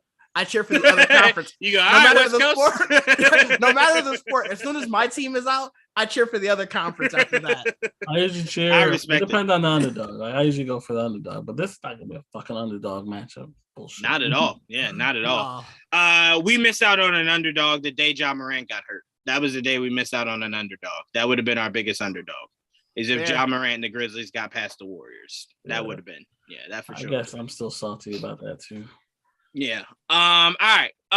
This is the one question I thought we would have a lot of fun with. Okay.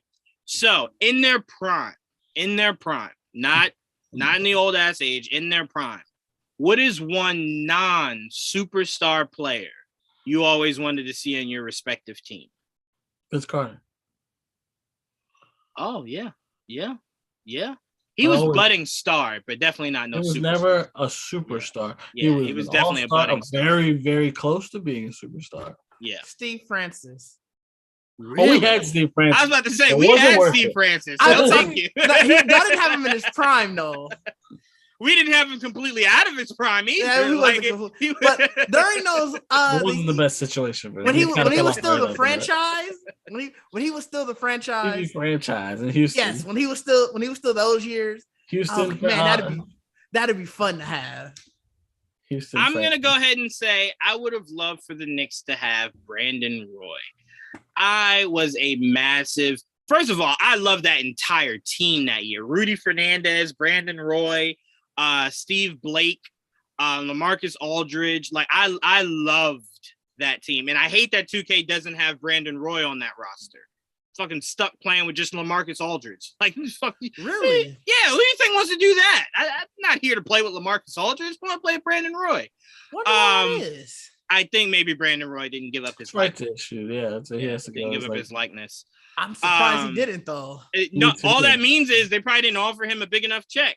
Yeah, They're probably just like, yo, $2,000, you come do the facial scans. $2,000. You know that people done forgot about you, right? You gotta, like... right. Yeah, we don't get no kind of discount. Like, what are you doing? But for me, Brandon Roy, I would have loved to have seen Brandon Roy. And he was definitely one of those players that I kept looking at like, you're not really a point guard, are you? Like, you're definitely an aggressive 2. You're not really a point guard. But at that time, he was playing a lot of the point. He was going between 2 and 3. Those early Steve Francis years, that like 2000, like 04. That was right before we traded Ray Allen. We could have got him instead of Sam Cassell. Who? Put us over the top. Steve Francis. Over Sam Cassell. Over Sam Cassell. That would have put us over the top. That's interesting. All right, so then I'll ask you this: superstar you would have liked to have had on your roster. Motherfucker, this name one. I'll be taking any of them. Joel's just like anyone that's been MVP. I'll take him. Yes, I'll take him. We had one, Derrick Rose, but he was not MVP anymore. He was not MVP currently. No. I still Kobe. love him. I'm just gonna be honest. Kobe was my favorite player before Melo, and even then, he was just my second favorite player. So it was like Kobe was. I cheered for the Lakers specifically for Kobe when I was a little kid. Steph Curry. I really would have loved to see that, but actually happened. Steph Curry, nice. For me, it's difficult because I kind of got it when the Knicks got Melo. So I kind of got it already. So outside of Melo, I would definitely say Steve Nash. Steve Nash for sure. Nash would have been nice. I would have loved Steve Nash. Because I'm looking at the 1 year we had an old ass Jason Kidd, how we won 50 games. With I would have loved prime. So I'm like, what would have prime Steve Nash have done? Watching Jason Kidd and Vince Carter on the Nets, that hurt so much. I love those two guys so much. I hate that. Oh man, I do love how Jason Kidd said, "You know what? Towards the end of my career, fuck it. Let's see what the Knicks is talking about." And then he literally got to the playoffs and just said, "Guys, I forgot how old I am. I got nothing to give you." And it's just like, no, Jason, that's the worst time to tell us that. You can't buy a bucket at all. He did. That's what I'm saying. He reminded himself once we got to that second round, yeah, I am old. Sorry, y'all. Like, he couldn't buy a shot, Didge. He could not buy a shot in that Pacers series, man. Him and JR, they got Space Jam, bro. They got Space Jam. Understandable. It happens. Goodness gracious, man. Oh, that broke my heart. Chris Webber. My dad says Chris Webber. Ooh, AI. Oh my god, I love the AI too. AI would have been really good. You know what I want us to do for a future show? Oh my god. What I want us to do for a future show is put the superstar that we would have wanted to play for our team, but we got to pick which era that superstar would have joined. So like Joel, you'd be talking about like AI. Are you talking about AI in that 2000s Knicks? AI with Ewing in his prime during the prime years, like during his years where he was a Philly instead of Philly was in New York. I think that dude, years. I would have loved the year we won. We would have an Iverson fucking statue. Oh, 100%, 100. And we got to the finals just with AI, let alone winning a game. Oh my god, got there? Bro. Kobe and Giannis. Kobe and Giannis would have been nice, bro. Melo and Nash. Didn't they have Stat around that year too? Filthy. Yeah, they had Stat, but I don't ever count. Well, imagine the remember though, Nash brought the best out of him. No. But here's the problem: Stat wasn't on the court. When he was on the court, he was very serviceable later on, but he wasn't on the court. Stoudemire was what I wanted. Yes. And I had for like a year. Yes. Yep. And then he just said, "Nope, I'm out of here, but I'm still getting paid." And we were like, "Damn, man, really?" It was. I will always love Amari for coming. Always have a soft spot in my heart because he's the first one that said, "I'm coming." And I lost it. I lost it the day Joel told me, he joined Steve Nash in the coaching tree for Brooklyn, right? I said, "Oh, he's gone." All respect I have for him. He's gone now, though. He That's quit. out of here. He quit? Yeah. Well, now he's back in my head. Because Steve Nash pulled some Tom Brady shit. Was just like, oh, you just gonna become an enemy? You just gonna become an enemy like that? Yeah. Okay, all right. Cool, he's no longer a Net, and he said that Kyrie, that he felt like there was a chemistry issue because Kyrie wasn't a full-time player. Oh yeah, we all felt Everybody that. Shit, said James that. Harden Yeah. felt that. James Harden all but came out and told us that. Like, hey dog, you ain't gonna sometimes play. Like, I don't know what you thought this was. That's my deal. Right, yeah. I do that. My dad said he would have paired Chris Webber up with Patrick Ewing. That would have been a deadly 1-2. Oh my God. Imagine drafting because Chris Webber could have been in there. Yeah, that would have been a deadly 1-2 punch. But you know how crowded that paint would have been? You know what it is? That's a lot. That's a lot of the 90s.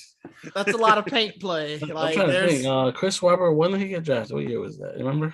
I don't remember the year he got drafted. I think. I will say this though.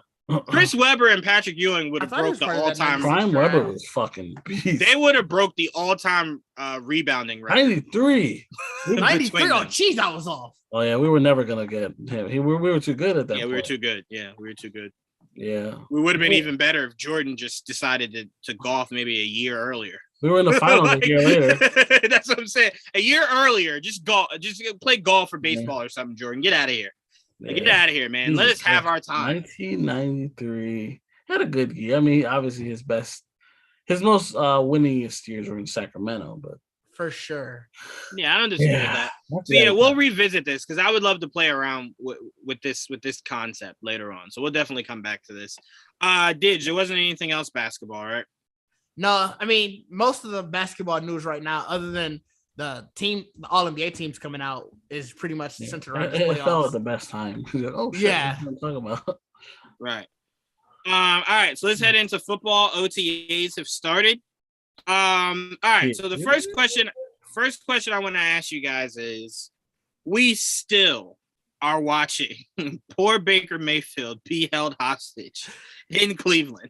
Did you see Deshaun Watson's his picture with all the Browns offense? I think they're in Cancun. Mm-hmm. They're somewhere overseas. It's all the Browns offense still together. He's talking about, we're team building and stuff. And I just look at it like, I know Baker's at home just looking at his phone. Baker's mad as hell. He's looking at his phone like, I wish I was there. Baker's mad as hell. Yo, this is gonna sound mad messed up, but right now Baker's just like, he's calling up any massage parlor in Cleveland, like, yo, like, let's trap this motherfucker. Let's trap him real quick. Let's trap him real quick so I get my job back. But my question to you, I'll start with you, Didge. Do you think that Cleveland's gonna just force him to stay on that roster pending not knowing what's happening with Deshaun Watson's legal issues? Or do you think that he'll be dealt relatively? Because to me, it's like, it's honestly too late at this point to deal him. Because I'm like, most teams are heading into OTAs. They're starting their practices, team building, getting their offensive plays and stuff together. And then you just randomly throw unless that team is just desperate for a quarterback. That's what I was going to say. Unless you're just desperate.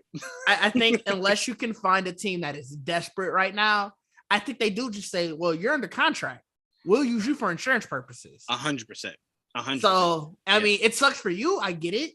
Like, it sucks for Baker Mayfield, but it does suck for me. It's business. At this point, the teams aren't, they're going to look out for their own interest. I will say this, though. If you're if you're Baker, a team to look out for is Washington. Because I can tell you this right now. 3 games out of Carson Wentz, and Washington will be looking for a quarterback. Like, hey, fair. Anybody selling? Nobody? Damn. Somebody sell me a quarterback. I can't keep him here. Either that or the Colts. Like three interceptions in one game by Matt Ryan, and the Colts are gonna be like, hell no. Right. No. But I mean, there's typically also an injury, unfortunately, a big major injury every year. But see, here's the tricky part about that. Let's say if I'm the Jets, right? And Wilson gets an injury, not anything major, just keeps him out like, let's say 8 games, right? Okay. And you're like, you know what? We built this roster up to like win now. Here's the problem. Once you go get Baker Mayfield, built to win now. No, a lot of what they did defensively and in that draft, they did. They didn't draft to wait a few years.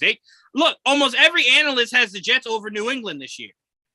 Every analyst had New England last year. They did, and they really did.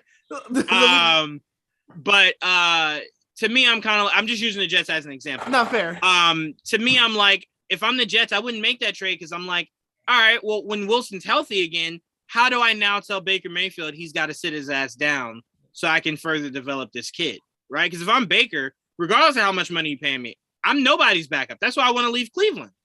I'm no one's backup, you know, but and he's way too young. It's not going to be his decision to make. Yeah. I get you. I 100% get you. But to me, I'm like, if I'm Baker Mayfield, bruh, I might just go do insurance commercials. But unfortunately, if he really wants to play football, unfortunately for Baker Mayfield, he's in a lose-lose right now. He doesn't have any leverage.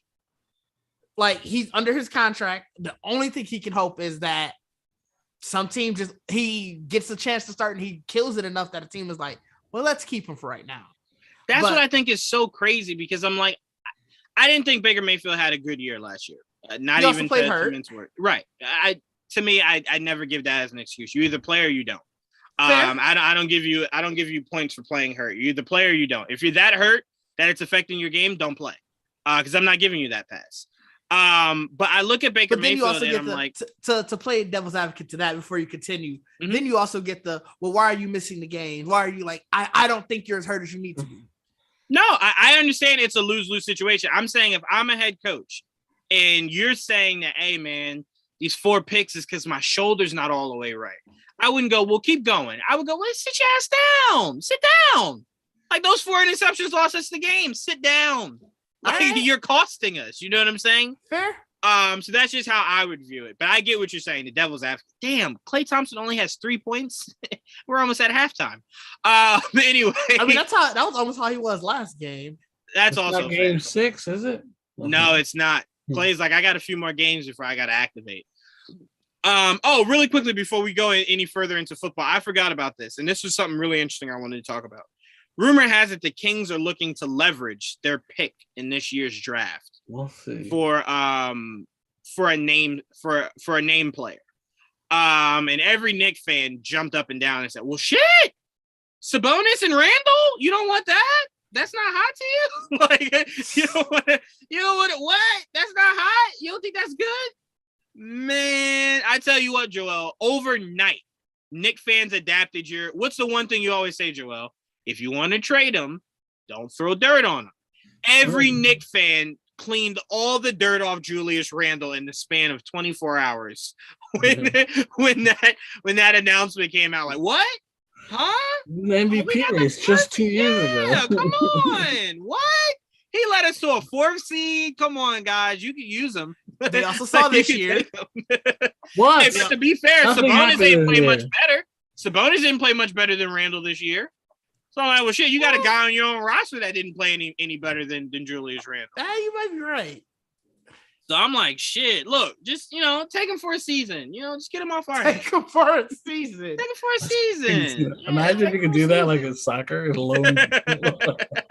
Hey, I heard you needed somebody that could turn it over a lot in the game. I got the perfect guy. Well, I just tell you, don't dirt. Man, stop saying shit. Sabonis didn't have a horrible year, though. No, I just said he didn't have that much better year than Julius Randle. They had around the no, they're very similar players, honestly. Yeah. Except Sabonis doesn't have the ball in his hand as much as Julius Randle. And he's taller. Sabonis doesn't feel the need to dribble the ball up court and then dribble into a triple team. I'm sorry, that's right. We're supposed probably to be averages less. We're supposed to be propping him up. Sorry. What are you seeing, Didge? Oh no, I'm Jackson. Your analysis, but no, yeah, like you said, they had pretty similar seasons. They do. Mm-hmm. They're very similar stats. Yeah, they're very like Joel said. Give you more rebounds. Players. That's about it. I think part of the reason Julius Randle wasn't more in rebounds was he plays with Mitchell Robinson. So it's like a lot of the games, Mitchell Robinson's got a lot of your rebounds for sure. Even turnover wise, I know you were talking about the turnovers. Pretty similar. Oh, interesting. That's weird because I swear that Sabonis doesn't have the ball in his hands as much. But he passes the ball a lot. So if you pass the ball a lot, you're gonna have turnovers. So, interesting. You know how it is. His percentages are better, though, I assume. But I guess to finish out getting back to Baker, I think he's in a lose-lose. I think he's stuck in Cleveland probably for the short to midterm range. And he just has to, I think, as sucky as it is to say, hope that there's some injuries that a team's going to get desperate for a quarterback to be like, all right, look, we'll trade for him. Because I think without any incentive, Cleveland will let him sit, like you said, just for insurance purposes. Right. My dad said he would rather have Baker than what the Giants currently have. I don't like that sentiment. I want to at least see what the new brass can do with Daniel Jones. I want to at least see. And if they can't, then cool, move on. But to me, again, I don't feel as though Daniel Jones has been in a great situation any of the years he's been here. Right. Whether it's constantly his receivers getting hurt, it's you not having a great offensive line. It's everyone shitting on Jason Garrett as being a horrible offensive coordinator. I didn't realize how bad it was. Judge. Then shitting on Joe Judge as an actual head coach. So I'm like, not a lot's gone right. No. And you know what's funny? So when we get into OTAs, I'll get more into that. But to me, I kind of just feel like the man hasn't had a fair shake yet. And again, I look at football as like, you know how like some people could look at a few bad games and go, no, this is who this player is. I've seen a few Daniel Jones games where that man was flinging that thing. I'll never forget that Tampa Bay game. That Tampa Bay first game. Right. That man was flinging that thing, you know? And again, I'm not saying it like Daniel Jones is a future superstar or anything like that.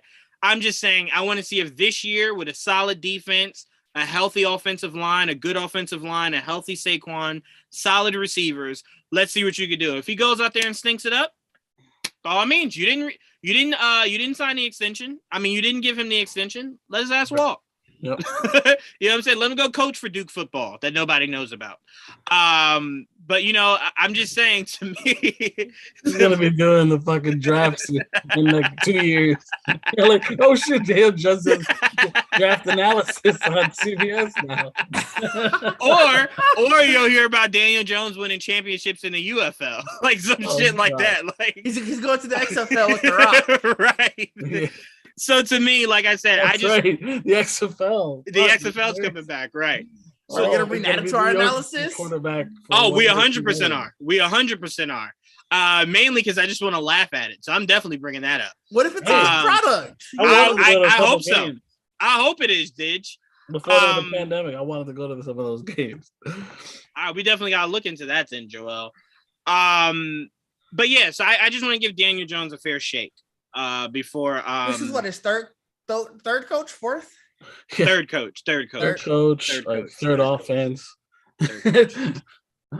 No, it probably might be his best line since he's been in the league. So hopefully that's really what matters. He needs protection. He needs time to throw.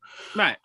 He didn't have a healthy Saquon at all. Jesus, I was just looking at that. No, and his receivers constantly be getting hurt. His rookie year, you could say relatively he had a health. Saquon played 13 of the 16.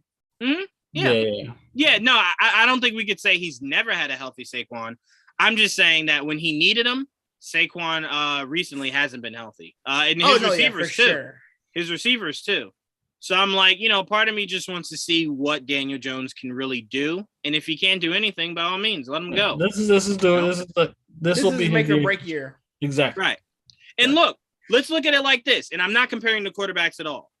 But if the Bills didn't have a good team and a good head coach, do we truly believe Josh Allen would have the success? Like, could Josh Allen go to the Giants with the roster they had last year and lead them to an NFC championship? No. Yeah. So I'm like, again, so we're sitting here like all we're missing is just a better quarterback. Like what? No, there's more to that situation than just who your quarterback is. Yeah. I don't think Josh Allen could have went there and just led them to an NFC championship. I mean, I think a lot of fact, like the coaching staff, the lack of offensive firepower, even though we have a good receivers, I truly believe our receivers aren't bad. Are your receivers this year? I told Joel he has some solid receivers if they could all fucking stay healthy, especially what's his name, Joel? That usually has concussions. Shepard. Yeah, Shepard. Shepard's my favorite receiver you have. And that man Shepard, we have Kenny Galladay, we have every Darius Toney. Every That boy can quarterback move, man. has I love to. me some Kadarius Kenny Toney. Galladay and Kenny Galladay went to school together. Really? We both No went to Northern Illinois. Oh, that's crazy. My cousin ran in actually went similar- to No, go ahead. I was gonna say we ran in similar circles. Yeah, my crazy. cousin went to school with Andrew Bynum. Nice. Mm-hmm. Oh shit! Yeah, my grandfather. I've seen Andrew Bynum play. Yeah, my grandfather, God rest his soul, used to always talk about like how much of a big ass baby and how lazy Andrew Bynum was back then. So he was like when he saw him in the pros get lazy, he was like nothing shocked him about that. Like that's what he was. That's what he was back then. Like he was like they would call it timeout, and his mom would come down and like wipe his face off and stuff, and he was like, yeah, he was a big baby. A couple of years ago, I worked with a guy who was teammates with Chris Paul in college. Dead ass. Nice. I got some questions for him. I got some questions for him. Georgia I got his number. He's like, look, yeah, like, those Georgia Tech years. I'm not telling Ashley to call him, but right. I'm like, look, I got questions. Like, how often did he kick people in the groin? Like, like was he really that dirty? Yeah. So, like I said, my dad pointed out what's going on with Baker Mayfield's really shitty. It really truly is. It really truly is. It does suck. All right, so moving on to OTAs. To answer your question, Joel, in this practice, this most recent practice for New England, these last 2 days, they actually said Bill Belichick solely spent all of practice with the offense. Really? So I really think Bill's aiming for Coach of the Year this year. Bill wants to tell the NFL, like, hey, I coach offense, defense, special teams. Like, I put the team together. I'm the GM. Y'all better give me something. Y'all better give me something. I thought I saw a comment from him saying that I don't have an offense coordinator yet because what's the offense that they're going to be coaching right now? It's like it's not even preseason yet. Yes, like, Bill always says some shit like that. Like, yeah, why would I worry about that? We're not there yet. Bill, you have an offense. Every offense should have an offensive coordinator. Your point never makes any sense. Like, that's like Bill going, a roster? Why do we need a roster? It's the offseason. Bill, you need a team. What are we talking about right now? Like, what? Go put a team together. Yeah, I don't have an offense. Yeah, so I don't have an offense. Yeah, I don't have an offense. I don't have an owner. I don't have any of that. I hate that. Like, I hate those statements. And it's like, I get it. It's been the status quo forever, but it's like, it annoys me. Hey, it's Bill being Bill, and he has I know, but it still just annoys me. That's what it comes out to. And Didge, to answer your question, last week when we were talking about, they were saying that they were moving Cole Strange in different spots on that offensive line. I was wondering what question you were talking about. Okay. Yeah, they were moving him around. I thought so because I'm like, you drafted him high as hell. So for him to be just one position, New England never does that. They literally, I think people forget Matthew Slater was drafted as a wide receiver. Now, ask me how many times Matthew Slater, has averaged more than 100 yards receiving in a season. I can tell you that motherfucker has never done that. Why? Because Bill said, how about you do kick returns and punt returns? And Matthew Slater said, all right, special teams is what it is. That's what I'm here for. You know what? I'm curious about that. Bet. Yeah, look into that. I'm curious about that. Devin Has McCourty. he gotten over 100 yards? Devin McCourty was drafted as a cornerback out of Rutgers. Guess what Devin McCourty has played outside of his second season? A full safety. Yeah. So look, Julian Edelman, motherfucker was drafted as a quarterback, retired as a wide receiver. That's typical. A lot of quarterbacks get drafted and then become a receiver in the league. But we know as Patriot fans, Bill loves to do that. He loves to just bring you in and go, hey, like what'd you do before you got here?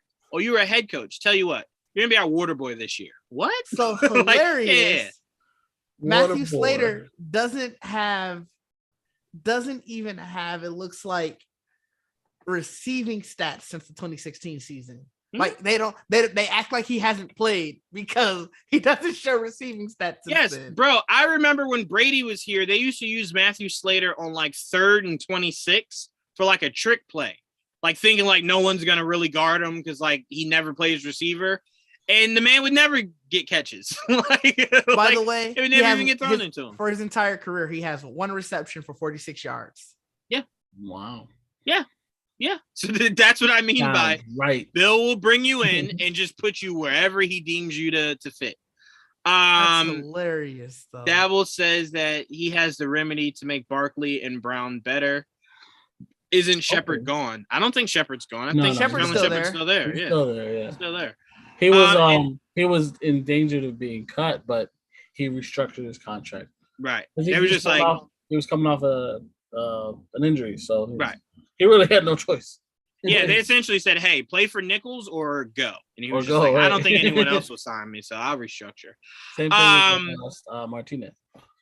But the biggest thing for us, Didge, before I pass to you, Joel, for some of the Giants, is Mac Jones has slimmed down drastically. Man, drastically. And the statements, Mac Jones, he must be killing it. Mac Jones. Who? Mac Jones. They said he's been practicing with Tom King all off season. Yeah, I heard that too. Didge, I reached out to him, man. I was trying to get Tom King for an interview so we could just pick his brain. Like, that would some of this shit you've been doing with Mac Jones. That would be amazing. Like, you know what I'm saying? And Joel, for basketball, they said Emmanuel Quickly's been working with Chris Brinkley, I think is his name, nonstop. And I'm like, Chris Brinkley is like the guru, bro. Yeah. He is the guru out there. So I think RJ trained him. Yes, he did. And we saw how RJ's game has improved working with Chris. Yeah. So I'm very excited about Mac Jones, man. He slimmed down and he's just more confident when he speaks. Right? Like last year, it was very much just like, oh, gee, shucks. Like, oh, this year, he's just like, yo, I'm going for 100 touchdowns. I'm coming for your mothers, your wives. It's like, damn, Mac. He's like, yeah, man, I'm in these streets. It's like, okay, I like the confidence. I like it. I think he's going to have a huge step up this year. I agree. And another thing that I like is Jonnu. Oh, boy. I like Jonnu saying that last year he made the mistake of not being able to practice with New England a lot. So this year he's taking advantage of practicing with the team as much as possible. I'm like, I like that. I like that a lot. They're saying right now Hunter Henry is limited. So he's working with something nagging, but they're also saying that our cornerbacks is a rotating room. Like there is true number one guy. They're just rotating that room a lot. And Malcolm Butler right now is currently wearing number 4. I don't know if he's going to keep that number or not. I'm very curious if Malcolm Butler even makes it past preseason. If he's, I'm wondering if he might be one of the cuts. So I'm paying very close attention. You think? Why do you think that? What he does. Because he's one of those guys to where I'm like, he's only back because Bill knows him. Bill had him before. He's not back because Bill's like, yo, you got so much untapped potential. Like, no, Bill's like, I need a name. I need somebody I can trust. You're somebody I had before that I could trust. So I'm bringing you back. But to me, I kind of feel like I need to hear what he does against our receivers in practice is what I'm looking forward to out of our corners. Because last year, what scared me heading into last season was we kept hearing Cam Newton today went 5 for 15 and threw 3 interceptions. And I'm like, that doesn't sound good, like at all. But it was a sign that our defense was really good, right? So I'm like, okay, like I'm happy and a little nervous. So now I'm sitting here and I'm like, I want to hear what Mac does against this defense and what that defense does against Mac. Can Bill scheme Mac to where it's making it really difficult? Can our schemes of putting receivers in linebacker positions, linebackers covering running backs, what different schemes can we put together to make this defense, good? Because again, we got to remember Stephon Diggs, fucking Tyreek Hill, Jaylen Waddle. Like we got a lot of big names just in the AFC East. Right. Not to mention the AFC West sitting over there just waiting for us with a lit cigar. We got just our division with some heavy hitters that we got to worry about. It's gonna be an interesting year for this defense. Right. Because I mean we saw last year they played great and they sort of fizzled out. Yes. And I don't know if it was just as the season wore on, it's not like we had an extra young defense. Not at all. We had one of the slowest defenses in the league. Our linebackers were slow as hell, bro. Yeah, so that's slow as hell. You can't chop it up to, just the wear and tear of the season, I guess, or the nerves of the season getting told. It's like, I don't know what happened. So yeah, what happened is what happened is this. COVID hit a few of our cornerbacks, right? True. But more specifically, what happened is, and that's why I said I wasn't upset when the Chargers signed J.C. Jackson, because I'm like, look, Charger fans, I know y'all are excited about what you're hearing your analysts say J.C. Jackson could be, but I watched J.C. Jackson get torched by Stephon Diggs twice, and torched bad, especially that last game. I'm sorry, 3 times, because he got torched in the playoffs a lot. So I'm like, J.C. Jackson can be had. You know what I'm saying? So I'm not going to sit here and go, y'all got, the next Darrelle Revis. And I know it sounds like sour grapes. A little bit of it is. But I am just very curious to see how they utilize him over there. Didge, was there anything else you're hearing from New England out of OTAs that you wanted to talk about? No, the main thing I've been hearing is Mac Jones. It's just about how much he's wowing everybody right now. Mm-hmm. And Joel, as usual for you, Saquon Barkley has found the fountain of youth, aka Wakanda.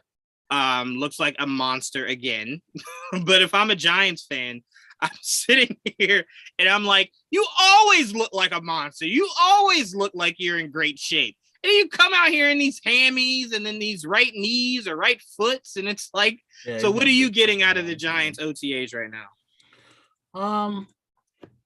Business as usual, like just everyone finding their place. Like I said, there's a couple positions like open for competition. So it's just about a matter of me just paying attention to see who's gonna take that shit by the horn and say, this is my spot now. Like I've heard some good I'm shit the captain now. Right, like there's a lot of spots. I wouldn't be surprised if we played a couple more 4, even 5 wide receiver sets, just because our tight end is not very strong position for us this year. But I do like what I've heard about the tight end we drafted in Bellinger. I like the fact that our left guard position, it seems right now Shane Lemieux is at the head of the pack, and I'm good. He's came off his injury. The fact that he came off his injury and is taking the lead, I'm impressed with. So good for him. I've heard a lot of good things about the rookies. Our first round rookies, which are like Neal and Thibodeau. So I'm happy about that. Ojulari, our second round edge rusher from last year, looks even bigger this year. I do look forward to seeing him work, because I liked watching him work last year, and he was really good. Very surprising how good he actually was, and I expect him to be better this year. So I'm a really big fan of him. I'm really more curious about the secondary, because obviously we lost Bradbury, and he went to the fucking Eagles. Trash. So yeah, that happened. So right now we have a hole now at the cornerback spot, another hole. So we'll see who comes along and takes that spot. It's got Wink Martindale's our fucking defensive coordinator. We're gonna be blitzing all day, so I look forward to seeing how that looks, because I'm not used to it. I don't watch a lot of Ravens games, but I do I enjoyed watching their games, but I didn't watch many of them. So last year was a hard year to judge the Ravens because they kept losing all their star corners. Oh my god! So it's like Injuries, it was hard, them like hell. Right. So it was hard to judge their defense, because it's like, well, yeah, you're throwing on our 9th and 10th corners in our depth chart. So it's like, yeah, of course you're torching us. All of our big names are gone. And I tell you this, that safety they drafted to go along those 2 stout corners that they got, that's going to be one of the best secondaries in the league next year for sure, if they can stay healthy. Hamilton, 100%. Yep, 100%. Okay. So again, another defense the damn Patriots got to worry about. Like, why don't none of y'all want to go to the NFC? like, damn, man, go to the NFC. Stop coming here. Jeez, man. God. Like, why does this keep happening? Like, Joel said, like, right now, if the Giants became like a top tier team, they'd be in heaven. The NFC is like 3 teams deep, right? Like 3 teams that you're like, oh, they're going to be difficult. Outside of that, it's just like freedom. AFC just restricted itself. They got to come here. They got to come. Well, not here, obviously, but they got to go. They got to come to Foxborough. So at least they got that going for us. Man, that don't make me feel better. Good defense is travel. I know you heard that before. I was trying. You gotta have you gotta find the bright spots. Man, come on, man. I know you heard that term. Good defensive travel. I definitely heard that term. Hell yeah, but I was trying to find a bright spot, man. Man, these motherfuckers gonna show up to Foxborough with 90 interceptions. Like, damn, man. Like, I didn't even know that was physically possible. What the hell? So I'm definitely not looking forward to any of that. But all right, last topic before we get out of here. Didge, we talked about it a little bit before. Excuse me. The All-Star game for football, or the Pro Bowl. What? They're looking at ways to make it more interesting. I'm going to be completely honest with you. I don't think there's any way to make it interesting. Here's why. What's the one thing fans love about football, right? Somebody getting the shit knocked out of them. In the Pro Bowl, it's essentially their offseason. Don't nobody want to hit or be hit. So I'm like, if you're not looking to get hit or hit, what am I watching right now? You just having fun with your friends? Like, don't televise that. Like, I don't need to be part of that. You just go do it, post it up on your Twitters or your YouTubes. I don't need it to be a primetime thing that you're like, hey, look, guys, look at the friends playing with each other. No. Well, I think that's why one of their options was to sort of scrap the game and you sort of do a bunch of skills competition like they used to do. Remember, they used to have the all like the quarterback toss. You do the longest throw. They had like the accuracy one. Like they used to have so much around Pro Bowl weekend. I think at least I don't know if they still have it or they just don't show it on TV or no, they do. What? Because remember they added to it. So like they added dodgeball. Because remember Matt Jones. Matt Jones was part of the throwing thing. I don't ever see like the one I distinctly remember. I think it had to be like 03, 04 where it was Brady, Brett Favre. I want to say Matt Hasselbeck maybe. And it was literally like you're at one side of the 25 or whatever. And it was just I think it was actually the other goal line. And they just want to see how far you could throw it. Like, well, they do that. They do that now. So what they do now is they put up these big massive targets, moving targets. I'm talking literally. I want to see them again from the end zone and just how far can you throw it down the field? Because now you're getting. It's not. Oh, I got to look for this actual target. This is just how far my arm can fucking throw.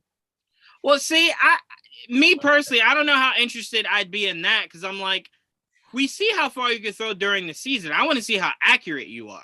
But right, because I'm like, you can throw deep. Stuff like that too. They had the how far you could throw. They had the accuracy one. Then with the receivers, it was I don't remember what the receivers one was. But then you had like the drills for the running backs where they're running through the fumble thing that trying to get you to fumble. Right. So essentially practice. You want to see them practice. But it was obviously players going against each other and stuff. And it was something that was like, it was interesting to see, obviously nobody's in pads or whatever. And you get the players out there somewhere nice, something that people can see rather than, because they're not going to, like you said, they're not going to do the game. Right. But I think what's tougher for football is, like, think about basketball. There were years where everyone was like, it's not competitive, but here's where basketball is still always entertaining, right? It's the idea of I'm watching Steph Curry, instead of shooting contested half-court shots, now the other team's just letting you shoot it. So now it's just seeing, like, can Steph Curry make these half-court shots? Can LeBron do an alley-oop off of, like, the back of his heel, kick it up, and Giannis do, like, a 360, 480 tornado dunk? Like, it's just to see the entertainment value of it. With football, unless you're doing, like, trick plays all game, like backyard football, you're essentially just playing a scrimmage game amongst friends, and you're telling them the rules are you can't hit them. Right. So it's like there's nothing you can really do to kind of cover that. Basketball, you can. Look, we know in the NBA, they don't play hard till the fourth quarter. So it's like you're now just watching the spectacle of seeing Steph do all these crazy things, LeBron, Giannis, and then the fourth quarter is when they buckle in, right? In the last 5 years, it's been very interesting that way, where you acclimate the points, and then now it's the first to 155 or 130 or whatever it is. I'm like, I like that a lot. So to me, it's one of those things where it's like, if you're football, I don't think there's really a true way to just make it more entertaining. So I think it's best you just scrap it. Just scrap it. Honestly, just scrap it. You know what I'm saying? At least in baseball, you're like, all right, you soft pitch this. I'm hitting this shit out of the park. And then I'm about to make sure that my conference gets home field in a World Series. Which so like stupid. It still means something. No, I don't disagree, but at least it still has a sense of a heightened sense, right? To where you still have to take it seriously because something's on the line. With football, it's right before the damn Super Bowl. So half of them like I have no investment in playing football in what is currently my off season. None whatsoever. I'm just here to hang out in Hawaii, chill with some friends. It's tough just because NFL is so, it's obviously football as a sport is so violent. Right. And you can't really play an exhibition game because you always run that extra risk of injury. Yep. And of course, there's that same risk in every other sport, but it's heightened in the NFL because of the violent nature of the game. Yep. Yeah. So, Joel, do you see a way for them to make it more interesting, or are you of the mindset of just scrap it? I had thought about it, and for the most part, I was like, I don't see the point of even playing it anymore. Just have it like play it off like a like the AllNBA team. That's it. It's just like you're listed as part of the All-Pro team. You know? Right. You made it, but we don't have to see you. It's play. A list. It's not a game you actually play. Right. And if they are going to do a game, if they got to look, no. First of all, without the players playing, the ones that you want to see, the Pro Bowlers, what's the point of having a game? And the reason they don't play is because it is too violent. They could get hurt. Right. Now, at the end, and it's at the end of the year when they're like basically on vacation. Right. So it's like it's almost pointless. And not only that, obviously every player is like they're playing pretty much for their next contract unless they're about to retire. Right. I mean, some of them especially. So I'm like, either make it a fucking flag football game or just get rid of it. You know what I mean? Yeah. Because to me, and look, I told you guys this before when we were doing, when we were talking about how people don't view Julian Edelman as a Hall of Famer because he doesn't have any Pro Bowls, and I'm like, well, I've seen some bums get 1 or 2 years where they're Pro Bowlers and then are never Pro Bowlers again. So I'm like, would you put those bums in the Hall of Fame? Like they have that, but they don't have Julian's numbers. But you're saying all Julian's missing is a Pro Bowl. So to me, I kind of feel like a lot of these guys, the Pro Bowl means nothing more than just chilling with my friends in Hawaii. For a lot of guys, that's all it means. Not even chilling with my friends in Hawaii. It's not even Hawaii anymore. There you go. So to me, I'm just like, cancel it. Like Joel said, just give them the honors of you made the Pro Bowl. You know, you're a Pro Bowler, a perennial Pro Bowler. There you go. You still get your bonus and take your ass home. Now you can come to Orlando or Hawaii on your own. Right? Yeah. Yeah, I'm not paying for it, so you can go out there and have fun if you want. Yeah, on my bonus money and go on vacation. Yeah, there you go. But I feel like you're punishing the fans and rewarding the players, and that's never something you want to do. You always want it to be. Now they ain't doing shit except wasting money. Ain't nobody watching. Well, I'm saying. Yes, yeah, I can't argue that. No one's. I was gonna say there's no one watching that. Yeah, there's nothing to say. Bruh, one night there was nothing to watch, and I said, "Oh my god, there's nothing on. Ain't nothing I want to watch on streaming." I went to turn on the Pro Bowl after one possession. I said, "Dog, you know what? I'm just go ahead and go to sleep early tonight. Just go ahead." Go ahead. That's how you know it's bad. 8 o'clock. Like, 8 o'clock. I'm gonna just go ahead and go to sleep. Yeah, 8 o'clock. I'm gonna just go ahead. I've ever watched the Pro Bowl, like ever. I used to for like years straight. It wasn't until maybe 2016, 17 that I really started going, this is just not good. And then obviously a few years after that, they did the Team Sanders versus Team I didn't watch Michael Irvin. It was just like, I hate that in basketball. You think I'm gonna like that shit in football? I don't mind it in basketball. Yeah, I don't mind it in basketball either because I view it more so like you really do true pickup games. Like when you just go to the park, and you're just like, all right, I want you, and I want you. Let's go. Let's go. Especially because I especially don't mind it in basketball because sometimes. Obviously, with it being the fan voting, it's like, I don't want to see these two teams because obviously they show the breakdown of East and West before you do the teams. I'd rather see this mixed up. Like I don't want to. You know what? I just also view it as the All-Star game now is the closest thing to, unless you do it in 2K, seeing players you might have always wanted to see play with each other, actually play with each other, right? So like if you're a LeBron fan and you're like, damn, like it would have been crazy if LeBron could play with Steph. Well, now once a year they can. Like you only get it there, and then that's it. But you get it there. You know what I'm saying? Like seeing Steph and Giannis, seeing them play. Right, it's really fun. I was like, oh, I love this. Steph say fuck Golden State. Come to Milwaukee. We'll give you the world. So to me, that's why I'm like, I do get enjoyment out of that. Because you're just seeing players you'd never see play together actually play together. So to me, like I said, I just view it always just like a pickup game. You know, you go to the park, you got your friends, you're like, hey, you, and you, come play with me. Right? I'd be mad as hell if I got to the park and some old ass man was just like, hey, you got to play with the teams on your the kids on your block, and you got to play with the kids on your block. Right. What? My block suck. I don't have to play with my block.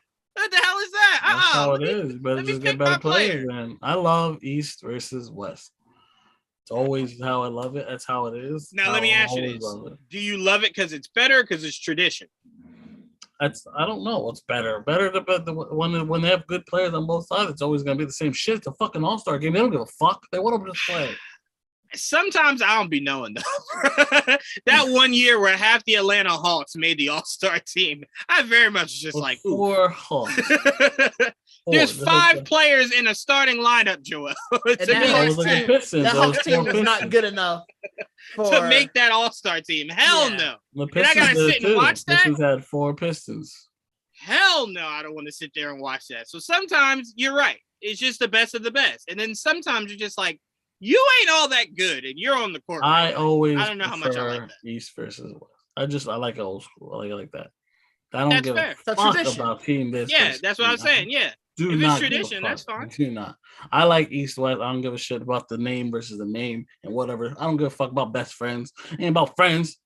It's about but the whole point is just to have fun. So I'm like, why can't it be about friends? Well, that is fun for me. East versus West is fun. Oh, no. I'm not arguing for you. I'm saying for the players, that day is just about having fun. So why not just play with your friends? I also like the conferences, like the rivalry. I always felt like there's a East West.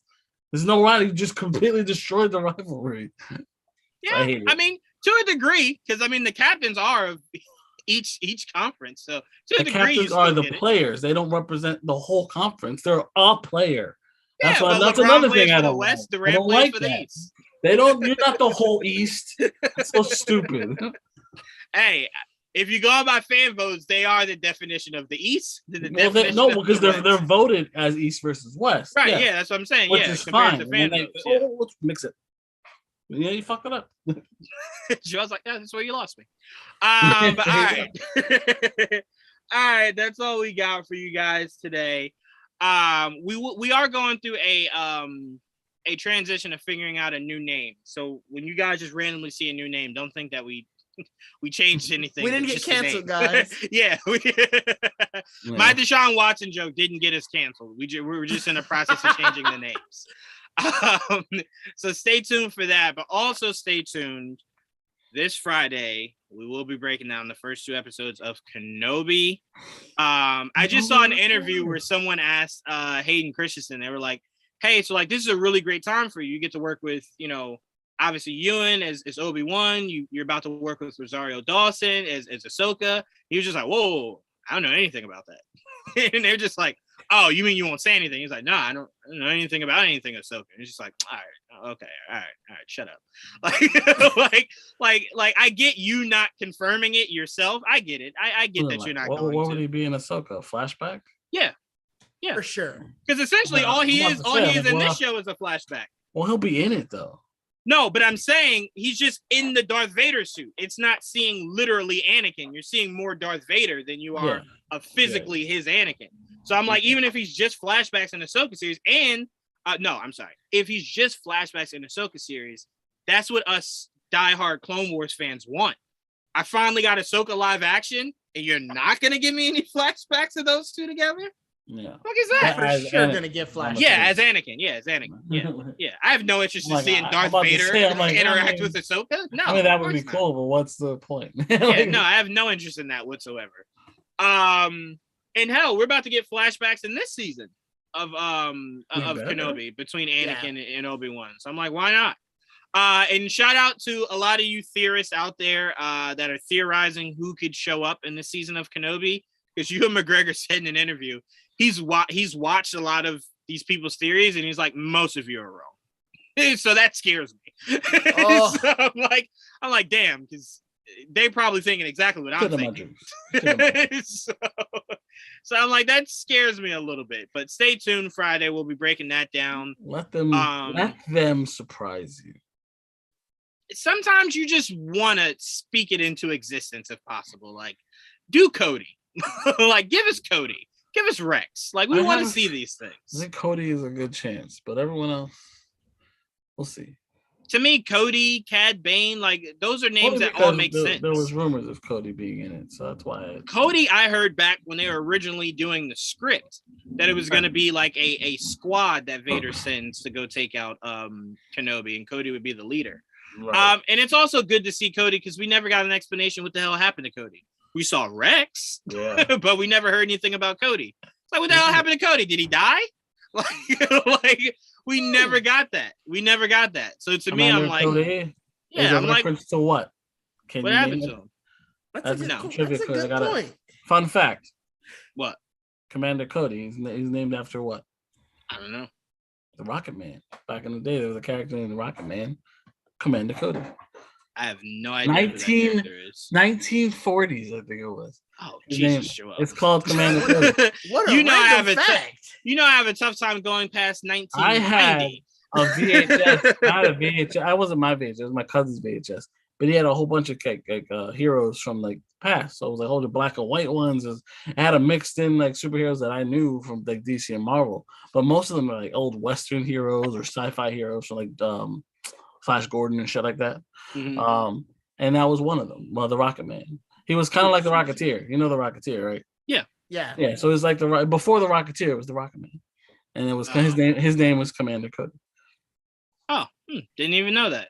Yeah, at all. Learned something today, boys. Well, definitely. I would definitely say that George Lucas and Dave Filoni definitely didn't put that much care into Cody. It definitely went all to Rex. They definitely said, but it Rex is the chosen one. It's not like he was a no-name clone. He was actually not at all. He was actually in canon before Rex was. That's right. He was in live action. Yeah, you saw him in live action. But very much when Clone Wars came around. He was the clone that was with Obi-Wan more than. No, that's his thing. Yeah, that's his clone. That's Kenobi's clone. That's his clone, yes. Yeah. The 501st is Rex and Anakin and Ahsoka. That was the 501st. Dude, you'll learn that I'm full of random bullshit knowledge. That was interesting. No, look, I appreciate that because if we ever, as a team, Joel, and I've talked to him about it, if we ever get a chance to go on Schmodown, all that might be very helpful. Because I swear, every time I watch Schmodown and I'm like, oh, it's MCU. I know this like the back of my hand. Yeah. All right, who drove the car for Captain America in the first one? I'm like, who the fuck knows that? Like, I don't know. Like, what kind of question is that? I don't know. When I told you when they do the Star Wars Schmodowns, I have no idea any of those. You know, it's funny. You know how much I know Star Wars. They'll ask a question that I'm like, what? Yeah, you think you know, and you're like, yeah, like what's the name of the ship that flew alongside Luke's? What? I don't even remember what Luke's ship was. Droids, like I don't remember. I don't know. You know what's funny? I forgot what I was watching recently. I think it was Doctor Strange, the first one, and something popped up. I'm like, this would be a great trivia question. I can't even remember what that fucking thing was, and I saw it Saturday. I'll never forget the Star Wars trivia question that I had got was who was the only rebel pilot to survive the attack on both Yavin and Endor. Oh God, I don't know. Oh my God. Antilles. That makes sense. Yeah, I have no idea. I didn't get the question. I'm gonna be honest. I was part of the team. My buddy Brian is the biggest Star Wars fan I know. I consistently try to get him to do like just anything like podcast related, but he's never interested in it. But we did a trivia, and so the question came up, and he was like, "Oh, I got this," and like it was one of those ones you have to wager your points. He was like, "Let's wager all of them," and I was like, "No, like what are you talking about?" And he was like, "I got this." Took the sheet up, wrote the points, put it in there. He was like, "We won. Just don't worry about it. We won." The question came out. Everybody else got it wrong. I was like, "How did you know that?" He was just like, "Yeah, Star Wars." I tell people all the time, my Marvel, DC, and Star Wars knowledge purely comes from only what I'm interested in. Like, not the universe as a whole, only what I'm interested in. So, like, you can't come to me about what I'm passionate about and, like, get me caught up on something, because I've spent all my days just figuring out about that. Now, when you ask me something, yes, you ask me something outside of that, I don't fucking know. I don't know. I have no idea. I have no idea. A mix between. I'll try to, just because I used to do trivia a lot, so it's like I know some random stuff, but it's I'm going to tell you the day. I know the exact day, Didge, that I stopped caring about anything outside of only what I'm interested in. The day I met Joel. The day I met Joel, and Joel seemed like he knew millions more than I did. I said, well, fuck it. I'll just go to Joel for everything else. Like, and ask Joel. I go to Joel for everything. Joel, who's this? Juwaan, you don't know who this is? No, I don't. He's like, well, this is blah, blah, blah. Well, now I know. I don't give a fuck, man. There was a point in my life that if it wasn't Batman, I didn't even know they existed. Oh, wow. So for me, if it's not something I'm interested in, I don't care. That's why I tell Joel my top 5, top 10 sometimes will shift, because Marvel and DC will introduce a character I've never heard of before. And I'm like, well, shit, they're really cool. Yeah, I like them. Yeah, Miss Marvel. Hop right into that top 5. I love you. Pop right in. That's fair. Jump right in there. Unbelievable. But all right, so stay tuned for that. And guys, we're doing something really awesome you guys are gonna love. We are doing a multi-geek game night. We're gonna do a once a month game night where we do geek groups versus other geek groups. And it's gonna be a whole mixed bag. So, like, for example, I know Trayvon and Tristan, Joel to a degree, but I know Trayvon and Tristan really fuck with Buffy the Vampire Slayer, Charmed, Angel, all that shit. So when you hear those questions and you're like, who knows this? Just know somewhere in the abyss is Trayvon and Tristan just like, oh, shit. I'm about to get it now. So it's going to be a whole crazy mixed bag of trivia, all kinds of different game nights we're going to do, but it'll be a once a month tournament. And then we'll have like one big tournament where the finalists will square off against each other. It's going to be a lot of fun. I'm definitely putting together that very soon for this summer. So stay tuned for that. But yeah, I can't wait till Friday night where we break down Kenobi. A lot of questions will be answered in those first 2 episodes. So they better. Fucking better. I tell you that right now, Deborah Cho. Okay? Better be answered. But yeah, stay tuned for that. And also stay tuned. Tristan got a chance to check out the first 2 episodes of Miss Marvel. So his review will be coming out pretty soon when the embargo lifts. So stay tuned for that. But outside of that, guys, as always, I want to thank Didge. I want to thank Joel for joining me. I want to thank my dad, Crayon Dude, for the comment section. You guys were awesome. We appreciate you. Yes, absolutely. Thank you for watching as always. Yeah. And we will absolutely. Me and Joel's episode of Much to Do About Nothing will come out this week, so we'll figure it out. And then we'll go live again Friday, and then live again Sunday for GVN Roundtable. So stay tuned for that. But that's all we got, guys.